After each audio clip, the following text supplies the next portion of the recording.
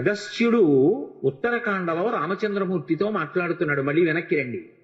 అడిగాడు కదూ రామచంద్రమూర్తి, మరి హనుమ యొక్క ప్రభువైనటువంటి సుగ్రీవుడి అన్నగారైన వాలి చేత తరమబడుతూ భూమండలమంతా తిరుగుతున్నా వాలి కన్నా రావణాసురుడి కన్నా బలవంతుడైనటువంటి హనుమ వాలిని ఎందుకు నిగ్రహించలేదు? ఇది రామచంద్రమూర్తి ప్రశ్న. దానికి అగస్త్య మహర్షి జవాబు చెప్పి అన్నారు, శ్రీరామాయణం యొక్క పట్టాభిషేక సర్గ కూడా పొదగబడినటువంటి యుద్ధకాండ కూడా దాటిపోయిన తరువాత ఉత్తరకాండ సాధారణంగా చదివేటటువంటి అలవాటు తక్కువగా ఉంటుంది. ఆ ఉత్తరకాండలో హనుమ యొక్క ఆవిర్భావ ఘట్టాన్ని వర్ణించారు. రామచంద్ర ప్రభువు అగస్త్య మహర్షిని ప్రశ్న వేశాడు, అసలు ఇంత అనితర సాధ్యమైనటువంటి బలపరాక్రమాలు ఎలా కలిగాయి? ఇంత బలపరాక్రమాలు కలిగినటువంటి హనుమకి తన ప్రభు అయినటువంటి సుగ్రీవుడంటే అంత భక్తి ప్రపత్తులు కదా. అటువంటి వాడు తన ప్రభు అయినటువంటి సుగ్రీవుడు ఆ సుగ్రీవుని యొక్క అన్నగారైనటువంటి వాలి చేత తరమబడితే భూమి చుట్టూ ప్రదక్షిణం చేశాడు తప్ప, ఆ సుగ్రీవుడితో కలిసి తిరిగాడు తప్ప వాలిని నిగ్రహించడానికి ప్రయత్నించలేదు. యథార్థానికి వాలి కన్నా రావణాసురుడి కన్నా హనుమయే బలవంతుడు అని నాకు అనిపిస్తోంది. 100 యోజనముల సముద్రాన్ని ఒక్కడే అవలీలగా లంఘనం చేశారా? ఆయన ఒక్కరే సీతాన్వేషణం చేశారా? ఎక్కడ అలసట అనేటటువంటి మాటకి తావివ్వలేదా? సీతమ్మ తల్లి యొక్క జాడ కనిపెట్టి శరీర పరిత్యాగం చేద్దామనుకున్నటువంటి తల్లికి మళ్ళీ ప్రాణముల మీద ఆశ కలిగేటట్టుగా మాట్లాడి రామచంద్రమూర్తి ఇచ్చినటువంటి అభిజ్ఞానాన్ని సీతమ్మకు బహూకరించి సీతమ్మ పట్ల పరమ భక్తి ప్రపత్తులతో ప్రవర్తించి ఆమెకు జీవితం మీద ఆశ కల్పించారా? అక్షకుమారుడి వంటి భయంకరమైనటువంటి రాక్షసుణ్ణి సంహరించారా? రావణాసురుడికి తన సందేశాన్ని ఒక్కడే నిర్భయంగా వినిపించాడా? పట్టుకుందామనుకున్నటువంటి రాక్షసుల్ని తెగటార్చి లంకాపట్టణాన్నంతటినీ దహించారా? ఒక్కడే సునాయాసంగా మళ్ళీ 100 యోజనముల సముద్రాన్ని దాటి ఈవలి ఒడ్డుకు వచ్చి వానరులకు సీతమ్మ తల్లి యొక్క క్షేమవార్త నివేదించి మధువన భంజనం చేసి సుగ్రీవుడికి రామచంద్రమూర్తికి సీతమ్మ క్షేమవార్త చెప్పి మళ్ళీ సీతారాములిద్దరూ కలుసుకోవడానికి తగినటువంటి అవకాశాన్ని కల్పించారా? ఇటువంటి బలపరాక్రమాలు ఒక వ్యక్తి యందు ప్రకాశించడం సామాన్యమైనటువంటి విషయం కాదు. ఇంత గొప్ప శక్తి, ఇటువంటి తేజస్సు, ఇటువంటి దుర్నిరీక్ష్యమైనటువంటి పరాక్రమం అసలు స్వామి హనుమయందు ఎలా ప్రచోదనమయ్యాయి? ఏ కారణం చేత కలిగాయి అని రాముడు సర్వజ్ఞుడైనటువంటి అగస్త్య మహర్షిని ప్రశ్న చేశాడు. దానికి జవాబు చెప్తూ అగస్త్య మహర్షి హనుమ యొక్క ఆవిర్భావ ఘట్టాన్ని వర్ణించారు. వర్ణిస్తూ ఒక మాట చెప్తారు, అప్సర స్త్రీలలో శ్రేష్ఠురాలు పుంజక స్థల. ఆమె ఒకప్పుడు శాపవశాత్తు అంజనాదేవి అనబడేటటువంటి పేరుతో కామరూపిణి అయి, అంటే కావలసిన రూపాన్ని పొందగలిగినటువంటి శక్తితో ఈ భూమండలం మీద ఆవిర్భవించింది. సూర్యుని యొక్క కిరణముల చేత నిరంతరము బంగారు కొండగా ప్రకాశించేటటువంటి మేరు పర్వత ప్రాంతంలో పరిపాలన చేసేటటువంటి వానర నాయకుడైనటువంటి కేసరికి భార్య అయింది. ఆయనకి భార్య అయినటువంటి ఆ అంజనాదేవి యందు ఔరసపుత్రుడిగా వాయుదేవుని యొక్క కుమారుడై స్వామి హనుమ ప్రభవించారు. అందులో ఆమె తపస్సు చేయడం కోసమని అరణ్యానికి వెళ్ళింది. శాలిశూక నిభాభాసం ప్రసూతేమం తదాంజన ఫలాన్యా హర్తుకామావై నిష్క్రాంతా దహనే వనే అన్నారు మహర్షి. శాలిశూక నిభాభాసం, ఒడ్డు గింజ యొక్క చివరి భాగం ఎంత బంగారు కాంతితో మెరుస్తూ ఉంటుందో అంత బంగారు రంగుతో ప్రభవించారాయన. మన దురదృష్టం ఏమిటంటే ఎక్కడెక్కడ స్వామి హనుమని చూపించండి ఆకుపచ్చగానో నీలంగానో రంగేస్తాడు. అది ఆయన రంగు కాదు అని 1కి 10 మార్లు చెప్పబడింది. పారిజాత తరుమూలవాసినం భావయామి పవమాననందనం అన్న శ్లోకంలో కూడా కాంచనాద్రికమనీయ విగ్రహం, బంగారు శిఖరం ఎలా ఉంటుందో అటువంటి రంగుతో ఆయన ప్రకాశిస్తూ ఉంటారు అని. యథార్థానికి గోస్వామి తులసీదాస్ హనుమ యొక్క అవతారమే అని చెప్తారు. అటువంటి తులసీదాస్ గారు హనుమతో ప్రత్యక్షంగా అనేక పర్యాయములు మాట్లాడారు. హనుమ యొక్క దర్శనాన్ని పొందిన వారు, హనుమతో మాట్లాడినటువంటి తులసీదాస్ గారు కూడా హనుమాన్ చాలీసాకి ప్రార్థనా శ్లోకాన్ని మాత్రం సంస్కృతంలో ఇచ్చారు. ఆయన అతులిత బలధామం స్వర్ణశైలాభదేహం అన్నారు. స్వర్ణశైలాభదేహం అంటే భా అంటే కాంతి. బంగారు కొండ ఏ కాంతితో ఉంటుందో అటువంటి కాంతితో హనుమ ఉంటారు. ఇది చెప్పిన వారు, హనుమని చూసిన వారు, హనుమతో మాట్లాడిన వారు, నిరంతరము హనుమ యొక్క సహాయమును పొందినవారు, హనుమదవతారముగా కీర్తింపబడిన వారు. సాక్షాత్తు తులసీదాసు గారు చెప్పిన మాట. సరే, వాల్మీకి మహర్షి వేష్టితార్జున వస్త్రం తం విద్యుత్ సంఘాత పింగళం అంటూ అనేక పర్యాయములు ఆయనని మెరుగుల పోగు ఎలా ఉంటుందో అలా ఉంటారు అని వర్ణించారు. కాబట్టి శాలిశూక నిభాభాసం ప్రసూతేమం తదాంజన. ఆ అంజనాదేవి వడ్డుగింజ యొక్క చివరి భాగం పచ్చటి కాంతితో ఎలా మెరిసిపోతూ ఉంటుందో అటువంటి రంగుతో ఉండేటటువంటి బిడ్డన్ని కంది. ఫలాన్యాహర్తు కామావై నిష్క్రాంత గహనే వని. ఆమె ఆకలి తీర్చుకోవడం కోసమని ఏదో పళ్ళు సేకరిద్దామని అరణ్యంలో పక్క ఉన్నటువంటి చెట్ల దగ్గరికి వెళ్ళింది. ఈలోగా ఈ పుట్టినటువంటి పిల్లవాడు అనితర సాధ్యమైనటువంటి బలపరాక్రమములున్నవాడు. ఆయన యొక్క బలాన్ని వర్ణించడం ఎవరికీ సాధ్యం కాదు. పుట్టుకతోనే అంత గొప్ప బలం. అందుకే ఆయన ఆకాశం వంక చూశాడు. పుట్టిన పిల్లవాడికి కూడా మరి ఆకలి వేస్తుంది కదూ. ఆకలి వేసిన పిల్లవాడు తలెత్తి పైకి చూశాడు. చూస్తే బాలసూర్య బింబం కనపడింది. అప్పుడే ఉదయిస్తున్నటువంటి సూర్యబింబం. అది ఎర్రగా పండిన పండులా కనపడింది. శాఖామృగం వానరుడిగా ఉన్నారు ఉపాధి చేత. ఆ పండుని చూసి ఇదేదో తినేటటువంటి పదార్థం అనుకున్నారు. అనుకుని ఆయన వెంటనే ఆకాశ మార్గంలో సూర్యమండలం వైపుకి ఎగిరారు. ఇది అంత సామాన్యమైన విషయం కాదు. అందుకే ఆయన్ని కీర్తిస్తూ మనోజవం మరుతతుల్య వేగం అంటారు. మనస్సు యొక్క జవం ఎలా ఉంటుందో, గాలి యొక్క వేగం ఎలా ఉంటుందో అంత వేగము కలిగినటువంటి వారు హనుమ. అప్పుడే పుట్టిన పిల్లవాడు అంత వేగంతో సూర్యమండలం వైపుకి ఎడుతున్నాడు. బాలార్కాభిముఖో బాలో బాలార్క ఇవ మూర్తిమాన్ గ్రహీతు కామో బాలార్కం ప్లవతే అంబర మధ్యగా అన్నారు మహర్షి. చిన్న అప్పుడే పుట్టినటువంటి హనుమ, శిశురూపంలో ఉన్నటువంటి హనుమ ఆకాశంలో ఎగిరి సూర్యమండలం వైపుకు వెడుతుంటే బాలార్కాభిముఖో బాలు బాలార్క ఇవ మూర్తిమాన్, బాలసూర్యుడికి ఎదురుగుండా వేరొక బాలసూర్యుడు వెడుతున్నాడా అన్నంత తేజస్సుతో వెళ్ళారు. ఎందుకని అంటే నిన్ననే మీతో నేను మనవి చేశాను. ముఖం నాసికయా తస్యా తామ్రయా తామ్రమాబభౌ అంటారు మహర్షి.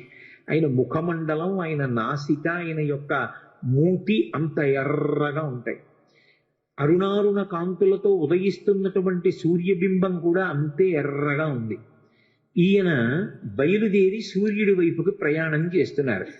సూర్యుడి వైపుకు పిల్లవాడు వెళ్ళిపోతున్నాడు. కన్న తల్లి అంజనాదేవి పక్కనే పళ్ళు సేకరించడానికి వెళ్ళింది. పిల్లవాడికి ప్రమాదం జరుగుతుందేమో, సూర్యుని యొక్క కాంతి తట్టుకోలేక దహింపబడతాడేమో అని వెనక తండ్రి అయినటువంటి వాయువు అనుగమించారు. ఆ అనుగమించడంలో మంచు ఎలా ఉంటుందో అటువంటి చల్లటి వాతావరణాన్ని పిల్లవాడి చుట్టూ సృష్టించారు. ఇప్పుడు ఈ పిల్లవాడు సూర్యమండలం దగ్గరికి వెళ్ళి సూర్య బింబాన్ని పట్టుకున్నాడు. అయినా సూర్యుడు దహించలేదు. నిజానికి సూర్యుడు కాల్చేయాలి. కానీ ఆయన ఒక్కసారి ఆలోచించాడు. దేవతల యొక్క కార్యాన్ని తీర్చడానికి వచ్చినటువంటి మహోత్కృష్టమూర్తి ఈ పిల్లవాడి వలన ఎదర దేవతలకు, భక్తులకు ఎన్నో కార్యాలు జరగవలసి ఉన్నాయి. బాల్యచేష్టితంగా తెలిసి తెలియక ఎగిరి వచ్చి నన్ను పట్టుకున్నాడు. ఈ పిల్లవాణ్ణి నేను నా యొక్క తేజస్సు చేత దహించకూడదని ఉపసంహారం చేసి రక్షించాడు. ఈలోగా అది పర్వం, గ్రహణ సమయం. సూర్యబింబాన్ని గ్రసించడం కోసమని రాహువు వచ్చాడు. ఎప్పుడైతే రాహు వచ్చాడో బాల్య చాపల్యం అని ఒకటి ఉంటుంది. పిల్లలు చూడండి, కాసేపు కమలాఫలం పట్టుకుంటారు, ఏదో పక్కన కాశ్మీర ఫలం కనపడింది అనుకోండి, దీన్ని వదిలేసి దాన్ని పట్టుకుంటారు. అలా సూర్యబింబాన్ని పట్టుకున్నటువంటి హనుమ పక్కన వచ్చినటువంటి రాహువుని చూసి వెంటనే సూర్యబింబాన్ని విడిచిపెట్టి ఆ రాహువుని పట్టుకోవడానికి వెళ్ళారు. ఇది చూసి రాహువు భయంతో పరుగు పరుగున ఇంద్రలోకానికి వెళ్ళాడు. ఇంద్రుడు సింహాసనం మీద కూర్చుని ఉన్నాడు. నీవు నాకు అవకాశం ఇచ్చావు, పర్వదినాలలో సూర్యచంద్రుల్ని నేను గ్రహించవచ్చు, కానీ ఇవాళ పర్వన్నాడు నేను సూర్యుణ్ణి గ్రహించడానికి వెళ్ళేసరికి నాకన్నా ముందే వేరొక పిల్లవాడు వానర రూపంలో ఉన్నటువంటి వాడు వచ్చి సూర్యబింబాన్ని గ్రసిస్తున్నాడు, కాబట్టి నువ్వు నీ మాట తప్పావన్నాడు. ఇంద్రుడు ఇది చేసినటువంటి నియమానికి వ్యతిరేకమైనటువంటి వ్యవహారం, కాబట్టి ఈ విషయాన్ని ఏదో నేను పరిష్కరిస్తాను అని వెంటనే ఐరావతాన్ని అధిరోహించాడు. అది 4 దంతములతో మదజలధారలతో ప్రకాశిస్తోంది, తెల్లటి ఏనుగు. అది ఎక్కి ఆయన సూర్యమండలం దగ్గరికి వచ్చాడు. వచ్చేటప్పటికి పిల్లవాడు రాహువు పారిపోవడం చూసి మళ్ళీ వచ్చి సూర్యబింబాన్ని పట్టుకుంటున్నాడు. ఎంతలో రావాలి దేవతలు, ఈలోగా దేవేంద్రుడు వచ్చాడు. ఈ పిల్లవాడు వెనక్కి తిరిగి చూశాడు, తెల్లటి ఏనుగు కనపడింది ఐరావతం. ఇదేదో ఈ పండు బాగుంది, దీన్ని పట్టుకుందామని విడిచిపెట్టేసి ఆ సూర్యబింబాన్ని గబగబా వెళ్ళి ఐరావతాన్ని పట్టుకున్నాడు. ఉపేక్షించకూడదు అని తన వజ్రం తీసి ఆ పిల్లవాడి మీదకి ప్రయోగం చేశారు దేవేంద్రుడు. అది వచ్చి ఆయన ఎడమ దవడకి తగిలింది. తగిలితే ఎడమ దవడ విరిగిపోయి ఒక్కసారి సూర్యమండలం నుంచి కింద పడిపోయారు. కింద పడిపోయి ఓ పర్వత శిఖరం మీద పడి కింద పడిపోయారు అచేతనులు. ఆ ఎడమ దవడ విరిగిపోయింది కాబట్టి ఆయనకి హనుమ అని పేరు వచ్చింది. ఇందులో మీరు ఒక విషయాన్ని గమనించవలసి ఉంటుంది. అసలు సాధారణంగా అలా శరీరంలో ఏదైనా అవయవం విరిగిపోతే ఆ విరిగిపోయిన అవయవం పేరు మీదుగా పేరు పెట్టరు, ఎందుకంటే అది అంత శుభప్రదమైనటువంటి విషయమీ కాదు. కానీ లోకంలో అన్నిటికీ మినహాయింపులుంటాయి. మామూలుగా మనం ఏది చెప్తామో దానికి ఒక విచిత్రమైన రీతిలో ఒక మినహాయింపుని పొంది విశేష శక్తిని ప్రసరించగలిగినటువంటివి కొన్ని ఉంటాయి. ఉదాహరణకి ఒక విగ్రహం భిన్నమైందనుకోండి, ఆ భిన్నమైనటువంటి విగ్రహాన్ని ఇంకా పూజించరు, ఆ విగ్రహాన్ని తీసేసి నీటిలో కలిపేస్తారు. మరి విశాఖపట్నంలో కనక మహాలక్ష్మి అమ్మవారు ఒక చెయ్యి తెగిపోయి ఉంటుంది అమ్మవారికి. మరి ఆవిడ ఎంత అనుగ్రహమూర్తి! అసలు ఈ మార్గశీర్ష మాసంలో విశాఖపట్నంలో కనక మహాలక్ష్మి అమ్మవారి యొక్క దేవస్థానం ఇసకేస్తే రావడం, అంతటి అనుగ్రహప్రదాయిని. ఆ తల్లి పాదముల దగ్గరికి వెళ్ళి నమస్కరించాలి తప్ప ఆవిడ అనుగ్రహించలేనటువంటి విషయం లేదు. ఈ మధ్య కాకినాడలో నాకు అత్యంత ప్రాణ సమానమైనటువంటి మిత్రుడు, అతన్ని గుండె ఆపరేషన్ చేయడానికి థియేటర్లోకి తీసుకెళ్లారు అని చెప్పి డాక్టర్ గారు నాకు నా ఫోన్కి మెసేజ్ పెడితే, ఆయన్ని రక్షించుకోవడం నా చేతిలో ఉంటుందా? ఆ పరదేవత రక్షించాలి. పసుపు నీళ్లతో కనక మహాలక్ష్మి అమ్మవారికి అభిషేకం చేశా ఆ సమయంలో. తిరిగి వచ్చాను, శుభవార్త విన్నాను. ఆ తల్లి గొప్ప అనుగ్రహప్రదాయిని. ఆ తల్లి ఏమివ్వలేదు, ఏదైనా ఇస్తుంది. బిక్కవోల్లో విఘ్నేశ్వరుడి యొక్క మూర్తిని చూడండి, భిన్నమైంది, కానీ ఆయన ఎంతటి అనుగ్రహప్రదాత! అసలు నిజానికి విఘ్నేశ్వరుడి యొక్క దంతం భిన్నదంతం. ఆయన ఎంతటి అనుగ్రహప్రదాత! సామాన్య సిద్ధాంతాలకి మినహాయింపులు. అలాగే హనుమ పేరు కూడా వచ్చింది కాదు, ఇందులో ఒక గొప్ప తత్వం, ఒకటి రహస్యం దాగి ఉంది. విద్యారణ్య స్వాముల వారు శృంగగిరి పీఠాన్ని అధివసించారు. అపరశంకర భగవత్పాదులు అని పిలుస్తారు ఆయన్ని. అంతటి మహాపురుషులు. అసలు విద్యారణ్య స్వామి వారి యొక్క జీవితం గురించి వింటుంటే పరమాశ్చర్యకరంగా ఉంటుంది. వారు సాక్షాత్ శ్రీ మహాలక్ష్మి యొక్క అనుగ్రహాన్ని పొంది, ఒకప్పుడు శంకరులు ఒక పేద బ్రాహ్మడి కొరకు కనకధారని ఎలా కురిపించారో అలా కనకధారని పొందారు. పొంది తాను సన్యసించి ఆ బంగారాన్ని తాను వినియోగించుకోకూడదు కాబట్టి సనాతన ధర్మ పరిరక్షణ కొరకు విజయనగర సామ్రాజ్య స్థాపన చేశారు. అందుకే ఇప్పటికీ శృంగగిరి పీఠాధిపతుల యొక్క బిరుదావళి పలికితే విజయనగర సామ్రాజ్య ప్రతిష్టాపనాచార్య అని పిలుస్తూ ఉంటారు. అంతటి మహాపురుషుడు. ఆ శృంగగిరి పీఠాన్ని అధివసించినటువంటి వాళ్ళల్లో మహానుభావుడైనటువంటి విద్యారణ్య స్వామి. అటువంటి విద్యారణ్య స్వామి వారు వేదానికి అంతటికీ భాష్యాన్ని ఇచ్చారు. ఇస్తున్నప్పుడు దానికి సంబంధించి ఒక విషయాన్ని తెలియచేశారు. అసలు వేదం పలకాలన్నా, వేద మంత్రాల్ని పలకాలన్నా, ఒక ఘనపాఠి కావాలి అన్నా, వాగ్దేవి యొక్క అనుగ్రహాన్ని పొంది ఒక విషయం మీద స్పష్టంగా చెప్పగలిగినటువంటి రీతిలో ప్రవచనం చెయ్యాలి అన్నా, భగవంతుని యొక్క అనుగ్రహము ఎక్కడ ఉంచబడుతుంది అంటే దవడల యందు ఉంచబడుతుంది అని. దవడలు అంతటి దైవదత్తములై అటువంటి బలాన్ని కలిగినవైతే తప్ప, ఆ తేజస్సుని నిలబెట్టుకోగలిగినవైతే తప్ప ఒక ఘనపాఠి అయి ఆ వేదమంత్రాన్ని అలా చదవడం సాధ్యం కాదు. వాగ్దేవి అనుగ్రహాన్ని నిలబెట్టుకుని వాక్య నిర్మాణం చేసి విషయం సభలో ఉన్న వారికి అర్థమయ్యేటట్టుగా మాట్లాడగలిగిన ప్రజ్ఞ నిలబడదు అని. దవడ అంత గొప్పదిగా విద్యారణ్యుల చేత వర్ణింపబడింది. అటువంటి దవడ హనుమ విషయంలో పేరుకి కారణమైంది. ఇంద్రుడు వజ్రాయుధం పెట్టి కొడితే ఒకవైపు దవడ మాత్రమే విరిగింది. అంటే ఆయన దవడలు ఎంత శక్తివంతమైనవో ఆలోచించాలి. అవి శక్తివంతమైనవి అని నేను అన్నప్పుడు కేవలము బాహ్యంలో బలమైనవి అని నా ఉద్దేశ్యం కాదు. ఆయన మాట్లాడే మాటలు అంత శక్తివంతములై ఉంటాయి. ఆయన యొక్క అనుగ్రహము అంత విశేషంగా ఉంటుంది. అందుకే మీరు శ్రీరామాయణాన్ని పరిశీలిస్తే రామచంద్రమూర్తి అంతటి వాడి చేత వాగ్వైభవానికి కితాబులు అందుకున్న వ్యక్తి స్వామి హనుమ. అంతటి మహానుభావుడు. అందుకే ఎడమ దవడ విరిగింది కాబట్టి, విరిగిన హనుము కలిగిన వారు కాబట్టి హనుమ అని పిలిచారు. అంజనాదేవి యొక్క కుమారుడు కనుక ఆంజనేయుడు అని పిలిచారు. వాయువు యొక్క కుమారుడు కనుక వాయుపుత్రుడు పవనసూతి అని పిలిచారు. వానరుల యొక్క నాయకుడు కనుక వానరాధీశుడు అని పిలిచారు. అనేకమైన పేర్లతో ఆయన కీర్తింపబడ్డారు. అటువంటి హనుమ యొక్క ఎడమ దవడ విరిగిపోగానే వాయువు 2 చేతులతో పిల్లవాడిని పట్టుకుని పర్వత గుహలోకి వెళ్ళిపోయి పసిపిల్లవాడు, ఏమీ తెలియనివాడు, యుక్తాయుక్త విచక్షణ లేనివాడు, పరిపక్వత లేనివాడు, అటువంటి పిల్లవాడు తెలిసో తెలియకో సూర్యమండలం వైపుకి వెళ్ళినంత మాత్రం చేత భవిష్యత్తులో అందరికీ పనికొచ్చేవాడు అని సూర్య భగవానుడు ఉపేక్షించిన ఇంద్రుడు మాత్రం ముందు వెనకలు ఆలోచించకుండా వజ్రాయుధం పెట్టి నా కుమారుణ్ణి కొట్టాడు.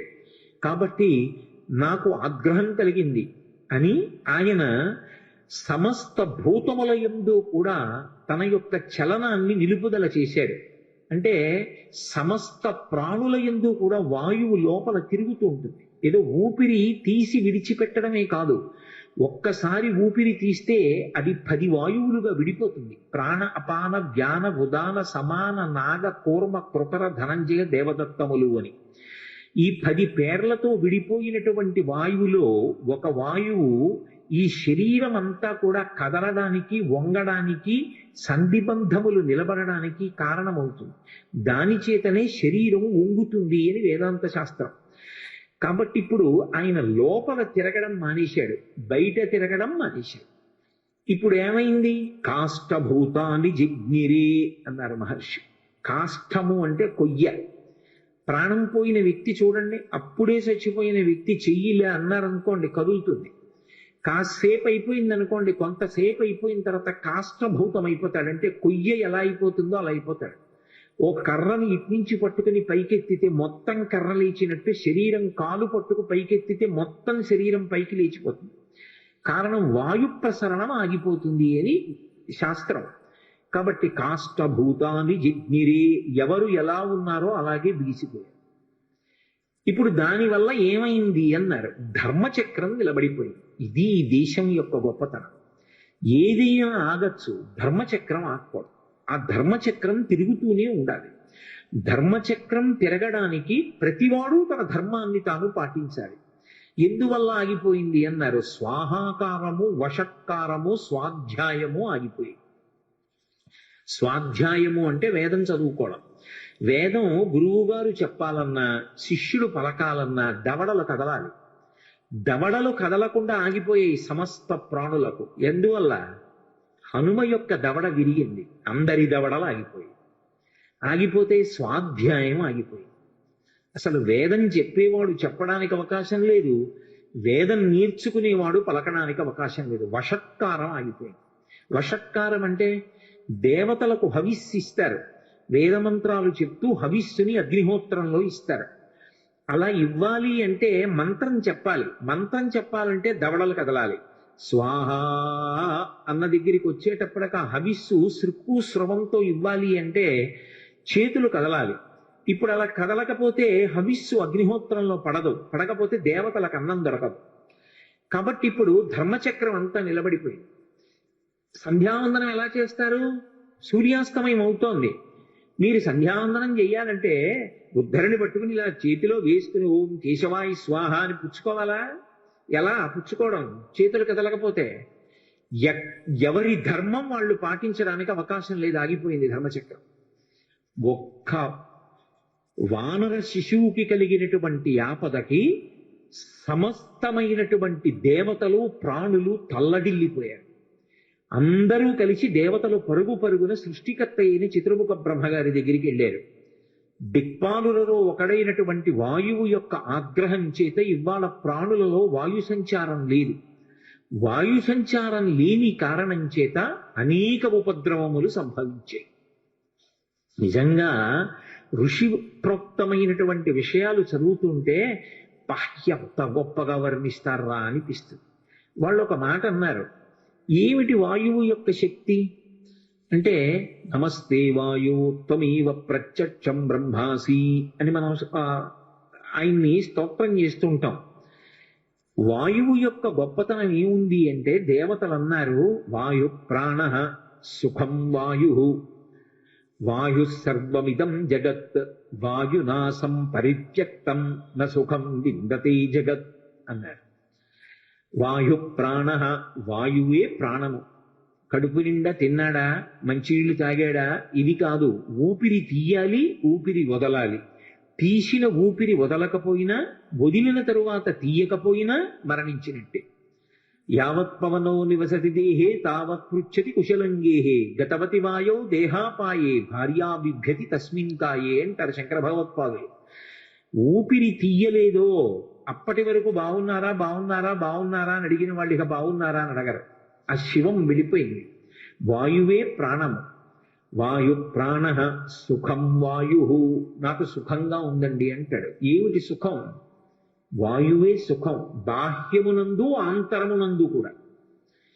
ఇప్పుడు ఎంత మెత్తటి కుర్చీ వేయండి, లేకపోతే ఎంత వేదిక మీద కూర్చోపెట్టండి, అసలు నాకు గాలి తగలటం లేదనుకోండి, నాకు మాట్లాడడానికి ఎంత ఇబ్బందిగా ఉంటుంది. కొద్దిగా గాలి తగులుతోంది అనుకోండి, నాకు అమ్మయ్యా అని సేద తీరి మాట్లాడగలుగుతాను. అసలు సుఖం అంటే వాయువే. కాదు ఎంత ఐశ్వర్యం ఉండనివ్వండి, కాదంటే అది తప్పని కాదు నా ఉద్దేశం. అన్నిటికీ అర్థం పర్థం లేకుండాను అక్షరాల మధ్యలో చదవకూడదు. ఏదో ఇన్ బిట్వీన్ ది లైన్స్ అంటారే ఇంగ్లీష్లో, అలా వినకూడదు. కాదు అంటే అది మాత్రమే కాదు అని దాని అర్థం.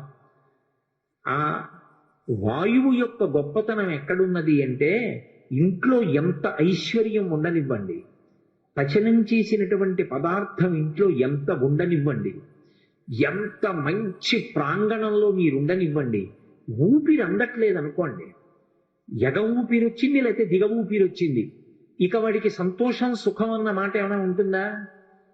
కాసేపు కార్యక్రమం అయిపోయిన తర్వాత వెడదామని అంటాడా? ఇహ అనడు. అసలు సుఖము అంటే వాయువే. ఆ ఊపిరి సరిగ్గా అందకపోతే మనిషికి సుఖం ఉండదు, మనిషికి ఏ ప్రాణికి ఉండదు. కాబట్టి వాయు ప్రాణ సుఖం వాయు, వాయు సర్వమిదం జగత్. అసలు వాయువే ఈ జగత్. ఆ వాయువు లేనినాడు ఈ జగత్తు లేదు. ఎందుకన్నారు ఈ మాట? జ అంటే జాయతే, గ అంటే గచ్చతే. జాయతే గచ్చతే, వచ్చేది వెళ్ళేది. వచ్చింది కొత్తగా ఓ ప్రాణి, దేని వల్ల వస్తుంది? ప్రసూతి వాయువు వల్ల వస్తుంది. అమ్మ కడుపులో ప్రసూతి వాయువు లోపల ఉన్నటువంటి బిడ్డని పైకి తోస్తే కొత్తగా ఒక శిశు జననం అవుతుంది. అది పెరిగి పెద్దదైన తర్వాత అందులో ఊపిరి వెళ్ళిపోయి ఇక లోపలికి ఊపిరి పుచ్చుకోకపోతే ఆ ప్రాణి వెళ్ళిపోయింది. కాబట్టి ఇప్పుడు జగత్ అన్న మాట ఎక్కడుంది? వాయువునందే ఉంది.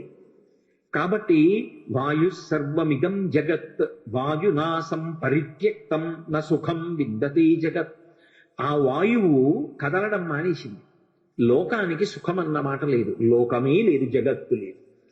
కాబట్టి ఓ పితామహ, మీరు తొందరపడండి. వాయువుకి ఏ కారణం చేత ఆగ్రహం కలిగిందో ఆ ఆగ్రహాన్ని తీర్చండి. తీర్చి మళ్ళీ సమస్త భూతములు సంతోషపడేటట్టుగా చెయ్యండి. ఇప్పుడు బ్రహ్మగారే బయలుదేరాడు. ఒక్కొక్కసారి పరిస్థితి యొక్క ఉద్విగ్నతను బట్టి ప్రభువే వెళ్ళవలసి ఉంటుంది.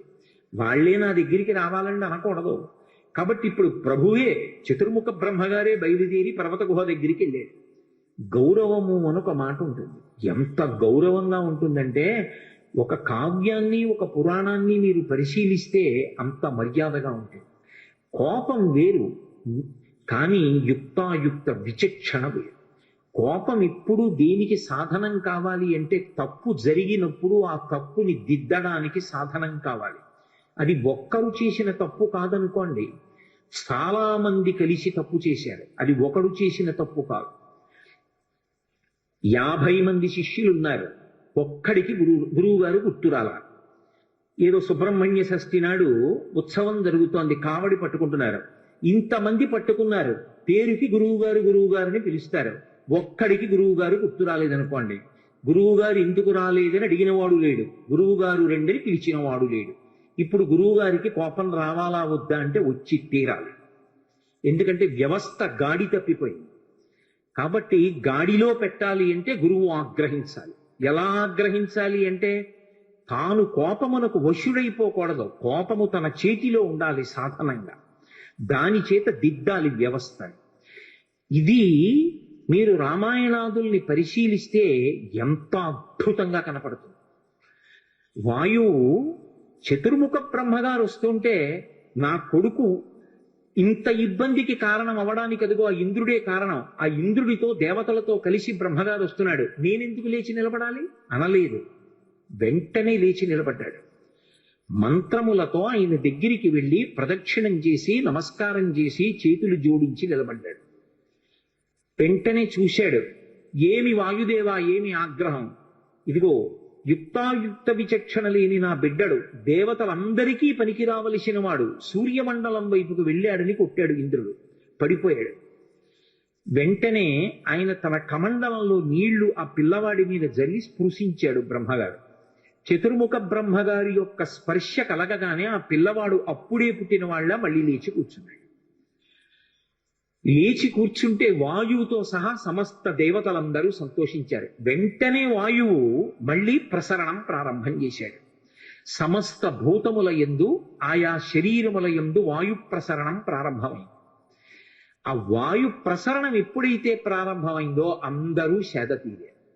ఇప్పుడు బ్రహ్మగారు అన్నారు, ఈ పిల్లవాడు మహోత్కృష్టమైనటువంటి మూర్తి, ఇతను దేవతా కార్యములను సాధించవలసిన వాడు, అందుకే నేను ఇతనికి వరమిస్తున్నాను. ఈ పిల్లవాడు బ్రహ్మదండము చేత కూడా కొట్టబడడు. ఇకపైన మీరు కూడా ఈ పిల్లవాడికి వరాలివ్వండి అని ఆజ్ఞాపించాడు దేవతల్ని.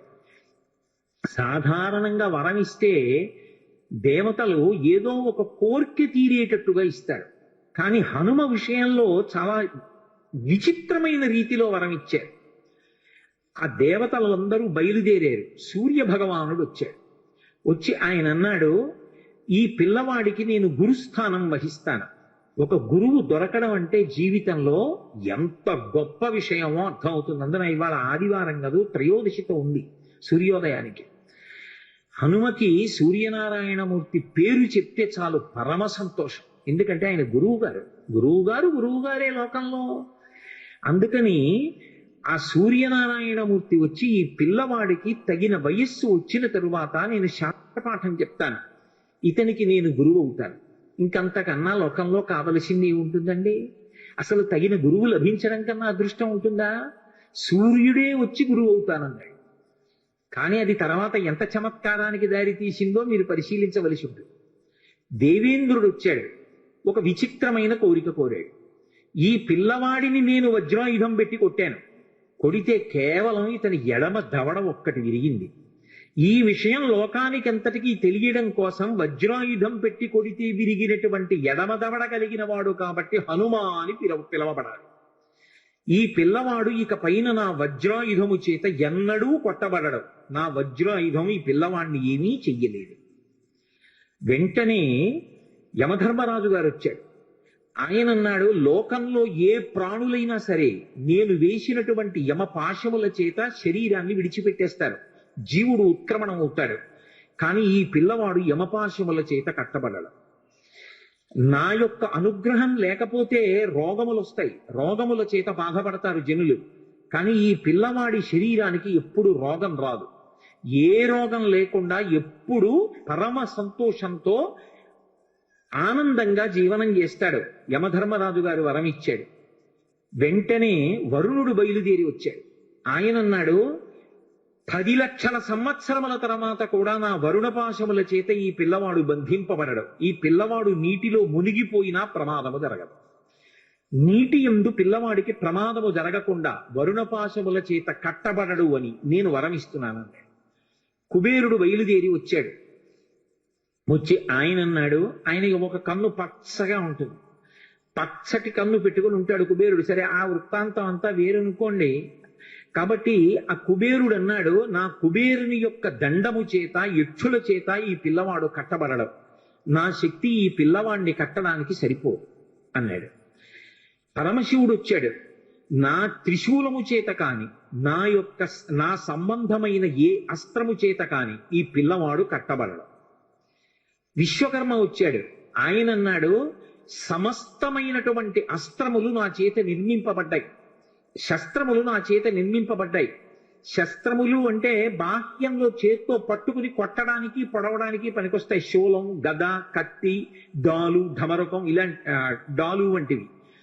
ఇటువంటి శస్త్రములు ఏవి కూడా ఇతని యందు పనిచేయవు. అంతేకాదు, ఏ అస్త్రాన్ని ప్రయోగించినా కూడా ఈ పిల్లవాడు అస్త్రము చేత కట్టబడడు.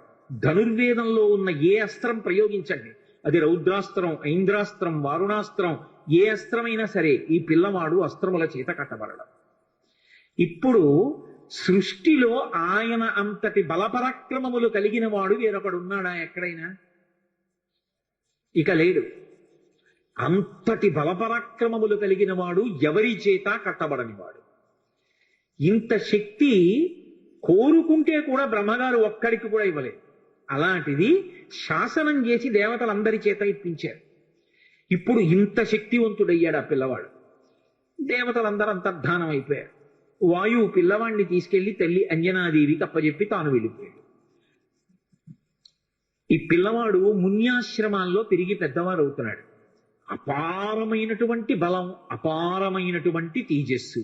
ఇప్పుడు ఆ పిల్లవాడు ఏం చెయ్యాలి అంటే, బాల్యచేష్టితముల చేత ఏం చెయ్యాలో తెలియక ఆ మున్యాశ్రమాల్లో ఆరవేసుకున్నటువంటి మడిబట్టలు, నారచీరలు అన్నీ చింపేస్తుండేవాడు. అక్కడ ఉన్నటువంటి సృక్కులు, స్రువాలు మొదలైన వాటిని విరిచేస్తుండేవాడు. అక్కడ పెట్టినటువంటి మంగళ ద్రవ్యాలు, పేలాల పాత్రలు, ధాన్యం, ఆవు పాలు, పెరుగు, నెయ్యి, లాజలు, పేలాలు ఇలాంటివి కనపడితే ఆ పాత్రలన్నీ ఛిద్రం చేసేవాడు. యజ్ఞకుండాల్ని తిరగతోసేసేవాడు. ఇవన్నీ చూసి అంగిరసుని యొక్క వంశంలో వచ్చినటువంటి వాళ్ళు, భృగు వంశంలో వచ్చినటువంటి వాళ్ళు కొంతమంది మునులు ఆ పిల్లవాణ్ణి చూసి శీపురీనం రఘుశ్రేష్ఠ నాతి క్రుద్ధాతి మన్యవహ అన్నారు. ఎక్కువ కోపం పెట్టుకుని కాదు మనసులో వాళ్ళు శాపం ఇచ్చింది, వాళ్ళు ఏదో కోపంతో ఇవ్వలేదు. ఈ పిల్లవాడిని తల్లరి చేస్తున్నాడు. చేస్తుంటే ఎప్పుడైనా ఎవరికైనా కోపం వచ్చి చటుక్కున ఏదైనా ఇబ్బంది కలిగితే అలా కలగకూడదంటే ఈ పిల్లవాడికి తన బలం తనకి తెలియకుండా ఉండాలి. ఉంటే అల్లరి చేయడం అని ఈ పిల్లవాడిని వేరొకరు స్తోత్రము చేసే వరకు, అతని బలము అతనికి జ్ఞాపకం చేసే వరకు ఈయన బలము ఈయనకు జ్ఞాపకము ఉండకుండుగాక అని శపించారు. ఎలా? శేపురీనం రఘుశ్రేష్ఠ నాతి క్రుద్ధాతి మన్యవః యథాతే స్మర్యతే కీర్తి తథాతే వర్ధతే బలం. మళ్ళీ ఎప్పుడు ఈయన్ని స్తోత్రం చేస్తారో, ఈయనకి ఇచ్చినటువంటి శాపాన్ని చెప్తారో, ఎప్పుడు ఈయన బలాన్ని ఈయనకి జ్ఞాపకం చేస్తారో అప్పుడు ఆయన బలం ఆయనకి వచ్చేస్తుంది. అగస్త్యుడు ఉత్తరకాండలో రామచంద్రమూర్తితో మాట్లాడుతున్నాడు. మళ్ళీ వెనక్కి రండి. అడిగాడు కదూ రామచంద్రమూర్తి, మరి హనుమ యొక్క ప్రభువైనటువంటి సుగ్రీవుడి అన్నగారైన వాలి చేత తరమబడుతూ భూమండలం అంతా తిరుగుతున్నా వాలి కన్నా రావణాసురుడి కన్నా బలవంతుడైనటువంటి హనుమ వాలిని ఎందుకు నిగ్రహించలేదు? ఇది రామచంద్రమూర్తి ప్రశ్న. దానికి అగస్త్య మహర్షి జవాబు చెప్పి అన్నారు, తెలియదు హనుమకి తన బలం తనకి తెలియదు కాబట్టి నేను వాలిని నిగ్రహించగలను అని తెలియక సుగ్రీవుడు పారిపోతుంటే ఆయన వెంట తాను కూడా పారిపోయాడు తప్ప తాను రక్షించే ప్రయత్నం చెయ్యలేదు.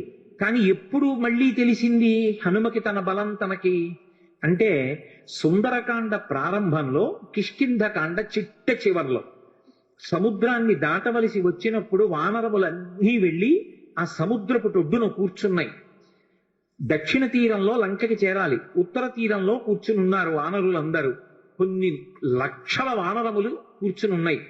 ఎదురుగుండా 100 యోజనముల సముద్రం కనపడుతోంది.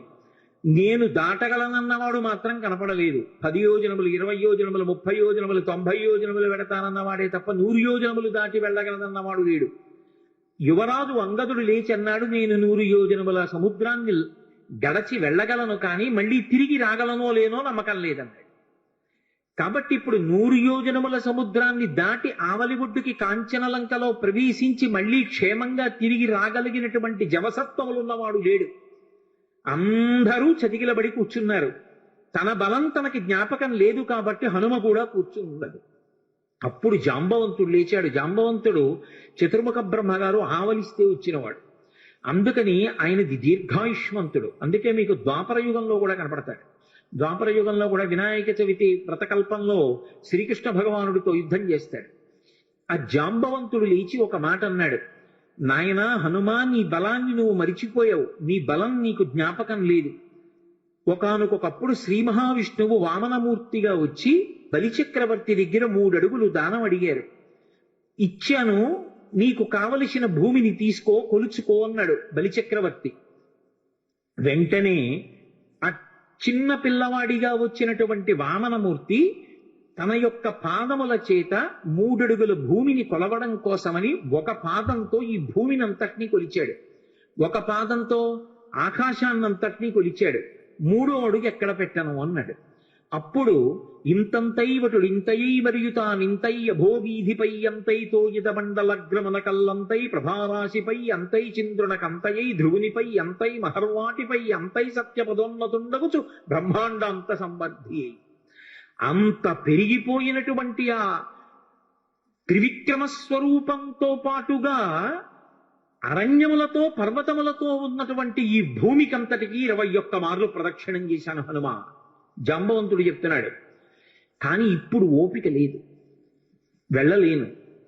నువ్వు సామాన్యుడివి కావు, కారణజన్ముడివి. నీ తల్లి ఒక అప్సర స్త్రీ, పుంజకస్థల. శాపవశాత్తు ఈ భూమి మీద అంజనాదేవి అన్న పేరుతో పుట్టింది. ఆమె నీ తండ్రి అయినటువంటి కేసరి యొక్క భార్య. వాయుదేవుడు ఔరసపుత్రుడిగా కేసరికి క్షేత్రజునిగా అనుగ్రహించాడు నిన్ను. అప్పుడు పుట్టినటువంటి కారణజన్ముడివి. పుడుతూనే శిశురూపంలో ఆకలిగొని ఉదయిస్తున్న సూర్యబింబాన్ని పండనుకొని పట్టుకోవడానికి వెళ్లి ఇంద్రుని యొక్క వజ్రాయుధం చేత కొట్టబడి ఎడమదవడ విరిగి కింద పడితే విరిగిన దవడ కలిగిన వాడివి కనుక హనుమ అని పేరు పొందావు. అనేక పర్యాయములు గరుత్మంతుడు సముద్రం మీద వెళ్ళిపోతూ అందులో తిరిగేటటువంటి పావుల్ని తన్నుకుపోతుండగా నేను చూశాను. వైనతేయుడైనటువంటి ఆ గరుత్మంతుని యొక్క రెక్కలకు ఎంత గొప్ప శక్తి ఉందో, హనుమ వాయుపుత్రుడవైనటువంటి నీ యొక్క భుజముల యందు కూడా అంత శక్తి ఉంది. నీ బలాన్ని నువ్వు జ్ఞాపకం తెచ్చుకో. ఒకప్పుడు ఋషుల యొక్క శాపకారణం చేత నీ బలాన్ని మరిచిపోయావు. ఇప్పుడు సమస్త వానర జాతి ప్రతిష్టని, వానర ప్రభువు అయినటువంటి సుగ్రీవుని యొక్క కార్యాన్ని నెరవేర్చడాన్ని, సుగ్రీవుడిచ్చినటువంటి మాట నిజమైంది అనేటట్టుగా సుగ్రీవుడి యొక్క ప్రతిష్టని నిలబెట్టడం, రామచంద్రమూర్తి కార్యాన్ని సాధించడం, సీతమ్మ తల్లి క్షేమవార్త తీసుకురావడం, ఇంతమంది వానరుల యొక్క ప్రాణాన్ని నిలబెట్టడం నీ చేతులలో ఉన్నాయి. హనుమ, వాయువు, గరుత్మంతుడు, నువ్వు, మీ ముగ్గురికే ఇంతటి వేగం ఉన్నది. అటువంటి నీవు ఇలా నిస్తేజుడిలా కూర్చోవడం మర్యాద కాదు. నీ బలాన్ని నీ శక్తిని నువ్వు జ్ఞాపకానికి తెచ్చుకొని ఒక్కసారి లంఘించు అని ఆయన్ని పిలుస్తూ ఒక మాట అంటారు. హనుమాన్ హరిరాజస్య సుగ్రీవస్య సమోహ్యపి రామలక్ష్మణయోశ్చాపి తేజసాచ బలేనచ. ఇది జాంబవంతుడు చెప్పినటువంటి పరమ సత్యమైనటువంటి మాట. ఆయన అన్నాడు, ఓ హనుమ, హనుమన్ హరిరాజస్య, వానరములకన్నిటికీ రాజైనటువంటి ఓ హనుమ, సుగ్రీవస్య సమోహ్యపి, నువ్వు నీ వినయము చేత సుగ్రీవుడి దగ్గర ఒక మంత్రిగా సేవిస్తున్నావు, కానీ నువ్వు సుగ్రీవుడి కన్నా తక్కువ వాడవు కాదు. సుగ్రీవుడితో సమానమైనటువంటి బలపరాక్రమములున్నవాడివి. అది రామలక్ష్మణయోశ్చాపి, రామలక్ష్మణులిద్దరూ ఎంతటి తేజోవంతులు బలవంతులో నీవు కూడా అంతటి వాడవే. తేజసాచ బలేనచ, తేజస్సు యందు బలము యందు ఆ ముగ్గురి కన్నా నువ్వెంత మాత్రము తక్కువ వాడివి కావు. అటువంటి వాడివి ఇవాళ 100 యోజనముల సముద్రాన్ని దాటడం నీకు పెద్ద లెక్క కాదు. కానీ నీ బలాన్ని నువ్వు మర్చిపోయావు. హనుమ ఉత్తిష్ట హరిషార్దూలా లంఘయస్వ మహార్ణవం పరాహి సర్వభూతానాం హనుమన్యా గతిస్తవ అన్నాడు. ఉత్తిష్ట హరిషార్దూలా, లే హనుమ, నీ శక్తిని జ్ఞాపకం తెచ్చుకో. లంఘయస్వ మహార్ణవం, ఈ సముద్రాన్ని చిన్న ఎద్దు పాదములో అడుగు వేస్తే అది చిన్న ముద్ర పడితే అందులోకి వచ్చి నీళ్లు నిలబడితే ఎంతుంటాయో నీ శక్తి ముందు ఈ సముద్రం అంతా. కాబట్టి ఈ సముద్రాన్ని లంఘించు. ఉత్తిష్ట హరిషార్దూలా లంఘయస్వ మహార్ణవం పరాహి సర్వభూతానాం. ఇది హనుమ యొక్క గొప్పతనం. హనుమన్యాగతిస్తవ సర్వభూతానాం, ఈ సృష్టిలో ఎన్ని భూతములున్నాయో అన్ని భూతముల కన్నా కూడా తేజోవంతుడవు, గమనమునందు అటువంటి వేగమున్నవాడివి నువ్వే. పరాహి సర్వభూతానాం హనుమన్యా గతిస్తవ, నీ యొక్క వేగం అటువంటిది. అంతటి వేగమున్నవాడివి నువ్వు ఇవాళ ఇలా కూర్చోవడం బావులేదు, లే నీ బలాన్ని పుంజుకో అన్నాడు. ఎప్పుడైతే జాంబవంతుడు కీర్తించాడో వెంటనే హనుమ యొక్క శాపం నివారణమైపోయింది. ఇప్పటికీ తెలియక ఓ మాట అంటుంటారు, మనం ఆయన బలం ఆయనకి జ్ఞాపకం చేయాలండి అని. మనం జ్ఞాపకం చేయక్కర్లేదు, ఎప్పుడో ఆయన శాపం తీరిపోయి తన బలం తాను జ్ఞాపకానికి తెచ్చుకున్నారు కాబట్టే వెంటనే ప్రతిజ్ఞ చేశారు. లేచి నిలబడి, ఇక్కడి నుంచి నేను కాని సముద్ర లంఘనాన్ని ప్రారంభం చేస్తే నేను నా పాదములతో భూమిని దట్టించినప్పుడు ఈ భూమి ఊంచుకోలేదు.